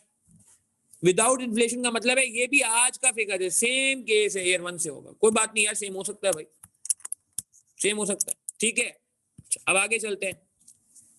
Material price in year 1 will be 10। इसका मतलब विल बी का क्या मतलब है? Year 1 will be 10। It means के ये जो 10 रुपए बताए हुए हैं ये आज के नहीं हैं, ये बाद के हैं, बाद के हैं, ईयर 1 के साफ साफ लिखा हुआ है। इट मींस अब आप अगर इन्फ्लेट करेंगे तो ईयर 1 को ना छेड़ें, ईयर 1 ऑलरेडी इन्फ्लेटेड है। वेरी गुड मोहम्मद हुसैन, ये सुनना चाह रहा था, यही सुनना। हुज़ैफा बाजी परफेक्ट। मोहम्मद अली बिल्कुल सही का, ऑलरेडी इन्फ्लेटेड है, ऑलरेडी इन्फ्लेट हो चुका है, 10 रुपए में इन्फ्लेशन लग चुका है, ये ईयर 1 का रेलेवेंट फिगर है। अब आप जो इन्फ्लेट करेंगे कहां से करेंगे? क्या ये बात समझ आती है? हाँ जी प्लीज सब साथ हैं। 8वें नंबर तक केसेस हैं, 8वें नंबर तक केसेस हैं। देखें ये पक्का करने के लिए है, शुरू में गलती हो भी जाए तो टेंशन की बात नहीं, आपके बहुत अपॉर्चुनिटी है, नंबर 8 तक अपॉर्चुनिटी है आपके पास। अच्छा अब प्लीज 4 का बता दें आंसर। ये बाकी लोगों ने भी पार्टिसिपेट करना है यार, सिर्फ 1 और 2 तो टाइप करना है आपने कमेंट में। क्या कहते हैं? मटेरियल प्राइस इज 10 पर केजी, क्या कहते हैं? जल्दी जल्दी बता दें। 4 का आंसर 1 या 2, सिर्फ टाइप करें, 1 या 2 टाइप कर दें। अब्दुल हनान सही कह रहे हैं, बिलाल नदीम सही कह रहे हैं, अमाद आसिफ, प्रदीप, वसीम हुसैन, ताशफिन, मोहम्मद हुसैन सही कह रहे हैं, दीना अरशद सही कह रहे हैं, हुज़ैफा अब्बासी नहीं, इतना गिरेश नहीं है जितना परेशान हो रहे हो, सही है क्योंकि मेजॉरिटी सबने सही बताया यार माशाल्लाह। अमाद आसिफ सही कह रहे हैं, मोहम्मद अली सही कह रहे हैं, 1। Ali Khan perfect, 1, very good. इस लिखा है ना, इसका मतलब आज मैंने रिपीट किया केस, समझो। अच्छा point number 5, material price will be. ये विल बी का क्या मतलब होता है? विल बी का क्या मतलब होता है? आज या बाद? विल बी का क्या मतलब होता है? तो इसका मतलब यहाँ पे इन्फ्लेट कब से होगा मुझे बता दो। चलो इस डब्बे में क्या आएगा? तो यहाँ पे क्या आएगा? 1 आएगा, 2 आएगा, पक्का पक्का पक्का पक्का। अब्दुल हनान सोच लो, बरदीप, मोहम्मद हुसैन, अली खान, ताजफिन सही है, वसीम हुसैन सही कहा आपने। देखें विल बी का मतलब है कि ये बाद की फिगर है, आज की फिगर नहीं है, बाद की फिगर है, फ्यूचर की फिगर है। तो फ्यूचर का मतलब है कि ये एयर 1 की फिगर है, इसका मतलब एग्री करेंगे। तो अगर ये एयर 1 की फिगर है, इसका मतलब अब आपको एयर 1 पे इन्फ्लेट नहीं करना। एयर 1 का तो फिगर इसने रेडीमेड दे दिया, बाद का फिगर तो ऑलरेडी दे दिया, तो ये उसके बाद इन्फ्लेट होगा, एयर 2 से इन्फ्लेट होगा। एग्री करते हैं? ग्रामर पे कमांड होनी चाहिए, क्या बात नहीं, ग्रामर पे कमांड, इंग्लिश पे कमांड के लिए सही है, हो जाएगी, मसला नहीं है। अच्छा अब जरा सुनिएगा, ये बड़ा इंपॉर्टेंट है। मटेरियल प्राइस इज एसटी, देखें रूल क्या बन रहा है, अगर आज की फिगर है तो आप एयर 1 से इन्फ्लेट करो, अगर बाद की फिगर है तो 2 से इन्फ्लेट करो। आज की फिगर है तो 1 से इन्फ्लेट करें, बाद की फिगर है तो 2 से इन्फ्लेट करें, ये लॉजिक है। बाद की फिगर है इसका मतलब ये कि वो ऑलरेडी ईयर 1 तो छेड़ना नहीं है ना, बाद की फिगर इसका मतलब ईयर 1 उसने एक वाला फिगर दे दिया। अच्छा अब यार 6 देखते हैं, 6 में क्या होगा। Very good Mohammad Hussain, perfect यार, वेरी गुड। 1 या 2, सिर्फ जवाब दे, 1 या 2, 1 या 2, 1 या 2। मैं यहाँ क्या लिखूं? मोहम्मद अली का आंसर सही है, ताशफीन नहीं गलत हो गया है, हुदैफा अब्बासी गलत हो गया, अब्दुल अनान गलत हो गया है, बिलाल नदीम गलत हो गया है, वसीम हुसैन का सही है, अमाद आसिफ का सही है, मोहम्मद हुसैन का सही है, दीना अरशद का सही है, प्रदीप का सही आंसर, वेरी गुड जी। यार 2 से होगा ना चंदा। एस्टिमेटेड कब होता है, एस्टिमेट कब का बनता है भाई, ये तो बताइए। एस्टिमेट हमेशा होता है, हमेशा हमेशा हमेशा बाद का, बाद का। कब का? बाद का, आज का नहीं, बाद का। तो अगर एस्टिमेटेड है तो फिर कहां से आएगा यार? क्लियर है बात? हमें टेंशन नहीं, अभी 2 और हैं, 2 और हैं खैर अभी 2 और हैं, अभी देखते हैं जरा इन 2 में आखिर में क्या होता है। गलती हो रही है, चलो कोई बात नहीं, मगर मुझे उम्मीद है ये आखिर के 2 में परफेक्ट काम हो जाएगा इंशाल्लाह। चले जी गौर करें, 7 का आंसर बता दें, 7 बता दें, पहले 8 बाद में देखेंगे, पहले 7 बता दें। 8 बिल्कुल लास्ट के लिए रखा है, 8 तो इंशाल्लाह यूनानिमस हो जाएगा। हाँ भाई 7 में क्या कह रहे हैं, 1 या 2, जल्दी बता दें, सिर्फ टाइप करना है 1 या 2, टेंशन ना लें। बिलाल नदीम सही है, मोहम्मद हसैन, वसीम हुसैन, अली, मोहम्मद अली, प्रदीप परफेक्ट। मोहम्मद अली नहीं, चंदा नहीं, मोहम्मद अली तुम्हारा सही नहीं है, बाकी तो अभी तक सही हाल है। अब्दुल अनान सही है, हुदैफा अब्बासी सही है, हुदैफा अब्बासी क्वेश्चन मार्क आने का मतलब कॉन्फिडेंट नहीं हो। दीना अरशद सही है आपका, अली खान सही है आपका, अब्दुल अनान बिल्कुल सही है आपका, बिल्कुल सही है जी। इस जस्ट पेड का मतलब है आज पे किया, आज, आज जस्ट पेड, अभी अभी पे करके आ रहा है, मैं क्लास से पहले पे करके आ रहा है, ऐसा मैं मुहावरतन कह रहा हूँ। तो इसका मतलब ये हुआ कि आज का फिगर है, आपको जब एयर 1 तक पहुंचेंगे तो इन्फ्लेट करना होगा। उज़ैफा मजाक नहीं करो बेटा, सही बताओ अच्छा last but not the least, अब ये तो यार मतलब इधर पे बात आ जाएगी अगर ये गलत हो गया तो। मटेरियल प्राइस वुड बी 10 पर केजी। अब ग्रामर यार मतलब थोड़ी बहुत मैं एज्यूम कर रहा हूँ कि हमारी इंग्लिश आबाद है थोड़ी बहुत, वैसे तो बहुत सारी इंग्लिश बर्बाद हो जाती है, अल्लाह माफ करे। हाँ 1 या 2, 1 या 2, 1 या 2, फाइनली बता दें जी, फाइनली बता दें। बिलाल नदीम सही आंसर आया आपका माशाल्लाह, अब्दुल अनान सही है, वसीम हुसैन बिल्कुल सही आंसर है, हुदैफा अब्बासी, मोहम्मद अली, अली खान, मोहम्मद हुसैन, प्रदीप, दीना अरशद, ताशफीन अली, परफेक्ट आंसर है, परफेक्ट आंसर 2, 2। ठीक है जी, ये अब जहन में रहेंगे। अब आई कैप के सवालों में कुछ भी हो जाए, आई कैप के सोल्यूशन में प्लस माइनस कुछ भी हो जाए, ठीक है, आपने यार ये रूल जहन से नहीं निकालना, ये कॉन्सेप्ट जहन से नहीं निकालना, ये लॉजिक नहीं जहन से रखनी है, क्योंकि यार लॉजिक ये कहती है अगर एक चीज ऑलरेडी एयर 1 की प्राइस पे है तो why I should inflate once again यार, आई शुडंट, जिसे कहते हैं कि apply inflation rate again and again, ठीक है ना। ठीक है जी, वाह भाई वाह हुसैन, कैसी बातें कर रहे हैं आप। ठीक है अब सवाल पे आ जाए, सवाल रह गया हमारा, तो ये आप नोट कर लें प्लीज, जल्दी से नोट करें, 1 आध मिनट लगेगा इसको नोट करने में, क्विकली नोट कर लें, इसका चाहे तो तस्वीर वगैरह भी ले लें, ग्रुप पे डाल दीजिएगा, और मगर नोट कर लें ज़्यादा बेहतर है, क्योंकि मैं पहले से कह रहा हूँ रजिस्टर प्रॉपर मेंटेन करना है आपने, और फिर ये सवाल करके हम क्लास भी एंड करते हैं। सवाल अब करेंगे, सवाल में 1-2 बातें बड़ी इंपॉर्टेंट है, एक तो ये अब आसान हो जाएगा कि इन्फ्लेट कब से करें, तो ये लोगों का दुख रहता है, कैश लेवल भी बहुत दुख रहता है, तो समझ ही नहीं आता लोगों को कैश लेवल भाई कब से करना है इन्फ्लेट, सही है ना। चलें जल्दी से नोट कर लें प्लीज, क्विकली नोट कर लें। चलें जी, I guess noting is being done. Azaan मेरे पास 2-3 मिनट बाद होगी तो मैं उस वक्त ब्रेक करूंगा अजान का। अच्छा जी अब वापस सवाल पे आ जाए यार, सवाल हमारा रहता है, ठीक हो गया जी। ये हमने बात यहाँ कर ली ना। अच्छा अब यार ये इसमें टैक्स है, अगर इसमें टैक्स है तो क्या होगा? अगर इसमें टैक्स है तो फिर हमें ख्याल करना होगा, पहले टैक्सेबल फिगर आएंगी, फिर नॉन टैक्सेबल चीजें बाद में आएंगी। गाड़ी वगैरह जो नॉन टैक्सेबल कैपिटल एक्सपेंडिचर बाद में आएगा। कितने साल पे काम करेंगे? 5 साल पे लेके जाएं, 4 साल पे लेके जाएं, कितने साल? 4 साल लाइफ है ना, और टैक्स सेम ईयर है, तो मेरे ख्याल से सिंपल करें बात को, ईयर 0 1 2 3 एंड 4। ठीक है जी, 4 साल पे लेके चलते हैं इसको, 4 ईयर्स पे लेके चलते हैं। इंपॉर्टेंट सवाल है, तो इंपॉर्टेंट बातें उनको हम देख लेते हैं ताकि परेशानी ना हो। बिल्कुल डेफिनेशन को इनकॉर्पोरेट करेंगे, बिल्कुल करेंगे। अच्छा आप मुझे बता दें स्ट्रक्चर में पहला आइटम क्या है? रेवेन्यू तो नहीं है, रेवेन्यू की जगह क्या वर्ड यूज करूंगा? ज्यादा अप्रोप्रिएट वर्ड क्या है? रेवेन्यू की जगह रेंटल्स है। अच्छा आप मुझे बता दें रेंटल 1.8 मिलियन दिया हुआ है, ये इन्फ्लेट होगा? यस। कब से? 5% का इन्फ्लेशन लगेगा, कब से? अब गलती नहीं होनी चाहिए भैया, इन्फ्लेट होगा कब से? 1 से होगा, 2 से होगा, बता दें, आपको पता है।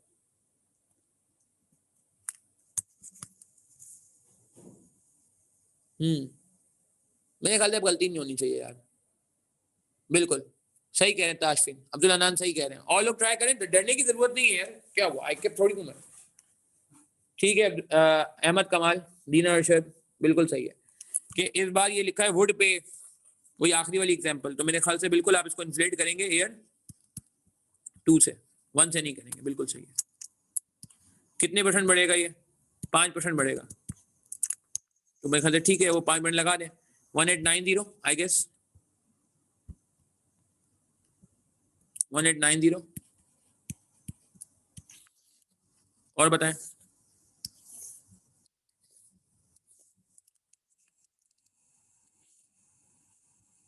जी, एक मिनट, कैलकुलेटर मेरे पास भी है, 1800 1985।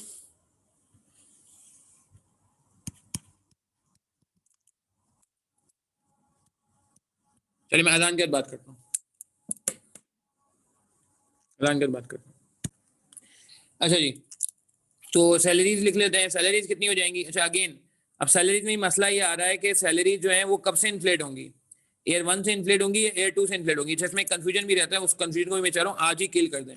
सैलरीज के बारे में क्या लगता है आपको कि सैलरीज 3 लाख तो एक बंदे की है ना, पर ड्राइवर है, हमने बात की थी 3 ड्राइवर है, 9 लाख में बनती है। इस 9 लाख को हम इन्फ्लेट कब से करेंगे, बता दें।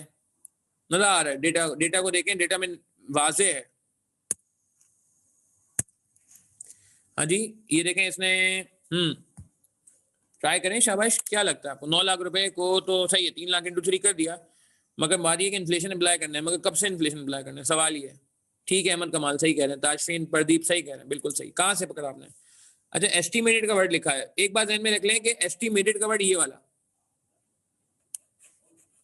वाला एस्टिमेटेड का वर्ड सही है। अच्छा एक बात और, कुछ लोग धोखा खा जाते हैं, इन्फ्लेशन का वर्ड तो हमेशा एस्टिमेट होता है, लेकिन ये जो वर्ड है ना, ये वाला क्या नाम है, ये दिस वन, कि इन्फ्लेशन इज एस्टिमेटेड, ये वाला एस्टिमेटेड आपको धोखा दे सकता है।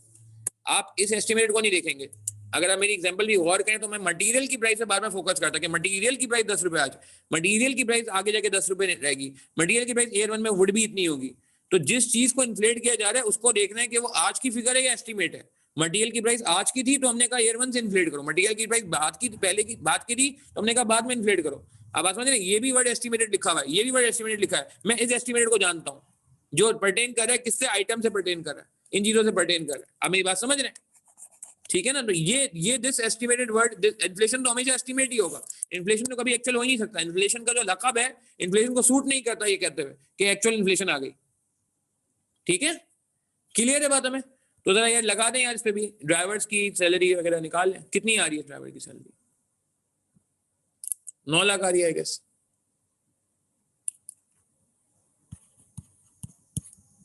और 5% बढ़ाना है, 945, 992,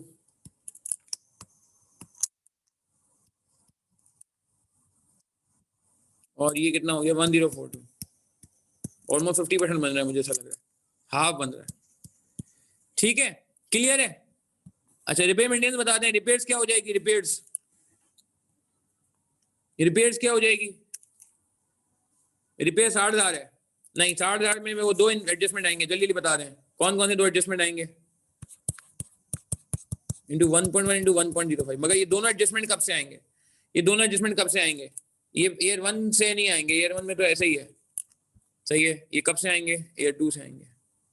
तो लगा दें कितना बन रहा है 69.5 आई गेस, एक मिनट 1.05 और 69.3 सॉरी 80 एंड 92। और क्या रह गया, maintenance, insurance, mobile phone, sorry mobile phone भी देना ना, तो कह रहे एक्सपेंस आउट कर दो, मोबाइल को आप कह रहे एक्सपेंस आउट कर दो, तो 15 इंटू 3 45,000 हो जाएगा ना, 3 मोबाइल देने, ईच ड्राइवर लिखा हुआ था, वेरी गुड, पहले किसी ने आइडेंटिफाई भी किया था। अच्छा इंश्योरेंस का क्या सीन है, इंश्योरेंस का क्या सीन है, इंश्योरेंस का सीन ये है कि इंश्योरेंस जो है वो कह रहे 50,000 रुपये पे होगा, 50,000 रुपये पे होगा, मगर एडवांस में पे होगा to be beginning of each year, और फिर 5,000 से कम भी होता जाएगा। तो मुझे बताएं पहला इंश्योरेंस कब आएगा, ईयर 1 में आएगा या 0 पे आएगा, पहला इंश्योरेंस जो इसकी जिंदगी का पहला इंश्योरेंस है वो कब रिकॉर्ड करेंगे, ईयर 0 पे रिकॉर्ड करेंगे, 1 पे रिकॉर्ड करेंगे या 0 पे रिकॉर्ड करेंगे, ऑब्वियसली मैंने खुद ही बता दिया इनडायरेक्टली, बिल्कुल सही है जी, ईयर 0 पे रिकॉर्ड करेंगे। और आखिरी कब रिकॉर्ड करेंगे, 50 का रिकॉर्ड किया और वो कह रहे 5,000 से कम होता जा रहा है, 45, 40, 35 और 30 लिखेंगे। यहाँ कितना आएगा, 0 क्यों आएगा, वाई, बिकॉज ऑलरेडी ईयर 4 का जो वो है वो हम 3 में पे कर चुके हैं, 3 का 2 में पे कर चुके हैं, 2 का 1 में पे कर चुके हैं और 1 का 0 पे पे कर चुके हैं, एडवांस है इसलिए, यस पहले दे चुके। अच्छा और कुछ रह गया, बस खत्म करें सवाल, और कुछ है सवाल में, एंड कर दें, डी एंड कर दें सवाल का, फाइन, नेट कैश फ्लो निकाल लेते हैं, टाइम भी खत्म हो रहा है। इन्फ्लेशन नहीं लगता इंश्योरेंस पे जी, इंश्योरेंस सर्विस है ना यार, मतलब वो एसेट है, सॉरी एसेट पे लग रहा है, तो एसेट एक ही एसेट पे लग रहा है, जो एसेट जो हमने पहले खरीद लिया था, बार बार एसेट खरीदना नहीं है। देखो सैलरी हमें हर साल पे करनी है, इंश्योरेंस जो है ना वो एक मखसूस एसेट पे है जिसकी वैल्यू वक्त के साथ क्या हो रही है, अली सही है, उसकी वैल्यू वक्त के साथ कम हो रही है उस मखसूस एसेट की। तो इन्फ्लेशन करना इंश्योरेंस पे अजीब सा लगेगा, कोई चीज मुझे हर साल खरीदनी हो वो तो जाहिर सी बात है मुझे हर साल महंगी खरीदनी पड़ेगी, मगर एक चीज ऑलरेडी खरीदी हुई है, यानी गाड़ी एक दफा ले ली 4 साल के लिए, 4 साल बाद बेच देंगे और उस पर इंश्योरेंस निकाल लें, तो वो तो वैल्यू उल्टा कह रहा है गिराओ, सही है ना। तो इन्फ्लेशन नहीं लगता इंश्योरेंस पे, ये आज भी एप्लीकेबल है और आगे के सालों में भी एप्लीकेबल होगा, क्योंकि इंश्योरेंस नॉर्मली एसेट्स का होता है, वो एसेट जो आपने एक बार लेके रख लिए जो हर साल नहीं खरीदने। डेप्रिसिएशन आएगा, वेरी गुड यार, डेप्रिसिएशन आएगा कितना, अच्छा डेप्रिसिएशन रिड्यूसिंग बैलेंस से निकालना है, तो ये स्क्रैप वैल्यू कंसीडर होती है नहीं होती भाई, अहमद कमाल नहीं, चंदा नहीं, उसने खुद बोल दिया प्रीमियम का क्या होगा, इन्फ्लेशन नहीं लगेगा प्रीमियम पे, क्योंकि मैंने आपको बताया ना प्रीमियम पर्टेन कर रहा है उस एसेट से जो एसेट ले लिया गया एक दफा, आप खुद सोचो ना प्रैक्टिकली उस एसेट को वापस तो खरीदना नहीं अगले साल, सैलरी हर साल देनी है, मेंटेनेंस हर साल करानी है, मैकेनिकल हर दफा जाना है। अच्छा डेप्रिसिएशन, हाँ स्क्रैप वैल्यू कंसीडर करें नहीं करें भाई, नहीं रिड्यूसिंग बैलेंस बचपन से पढ़ते आ रहे नहीं करेंगे, जरा लगाओ 25% भैया, 25% लगाओ, क्या आ रहा है 1800 पे, नहीं दो सॉरी 1800 क्यों कह रहा हूँ, गाड़ी तो महंगी है यार 20 लाख की है, तो डेप्रिसिएशन कैसे लगेगा 22,000 प्लस 35 इंटू 25%, 2035 पे लगेगा भाई, अश्विन सही है 2035 पे लगेगा, अब्दुल अनान सही है 2035 पे लगेगा, ये कैपिटल एक्सपेंडिचर है ना, कैपिटलाइज होगा, ठीक है लगाएं जरा 509, और क्या आ रहा है, सॉरी अब एक साल का रिविजन निकालने के बाद वो 0.75 से मल्टीप्लाई कर ले, जो मैंने लास्ट टाइम टेक्निक बताई थी, एक साल का रिविजन निकाल लिया ना, अगर इसको 0.75 से मल्टीप्लाई कर ले, 25% डेप्रिसिएशन का रेट है ना, तो अगली बार 75% हो जाएगा ये,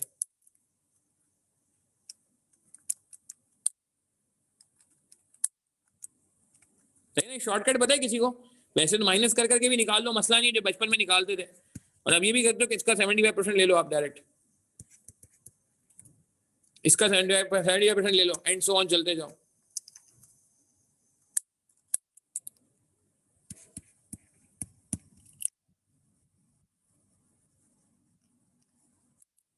215। अच्छा, डेप्रिसिएशन जब आएगा आज के बाद तो आपने फौरन ही क्या करना है, डेप्रिसिएशन से जुड़ा हुआ कौन होता है, डेप्रिसिएशन जुड़ा हुआ कौन होता है, गेन और लॉस ऑन डिस्पोजल, सही है ना, गेन और लॉस ऑन डिस्पोजल। तो ये कैसे निकलेगा, ये भी देख लें।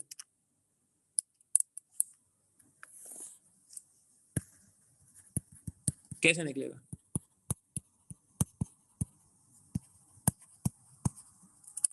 गेन और लॉस ऑन डिस्पोजल कैसे निकलेगा, वही बिल्कुल FAR1 तरीका।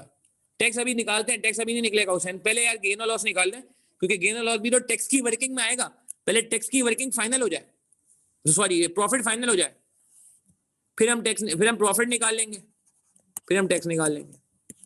मगर टैक्स में आपको पता है एक मसला है, एक ट्विस्ट है, टैक्स इतना सीधा नहीं है, टैक्स इतना सीधा नहीं है। हाँ, गेन और लॉस निकाल लें, फिर मेरे ख्याल से हमें क्लास को एंड करना होगा टाइम की कमी की वजह से। जी, कॉस्ट पता है, कॉस्ट पता है हमें 2035। एक्यूमुलेटेड डेप्रिसिएशन पता है, एक्यूमुलेटेड डेप्रिसिएशन पता है कितना,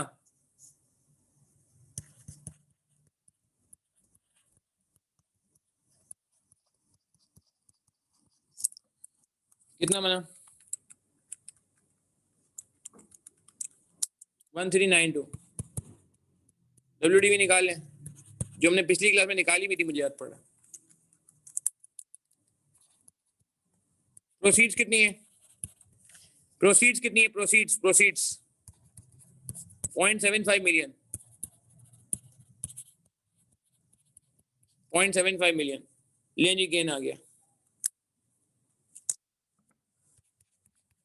गेन आ गया, ऐड करें लेस करें, गेन आया है, गेन आया है प्रॉफिट में,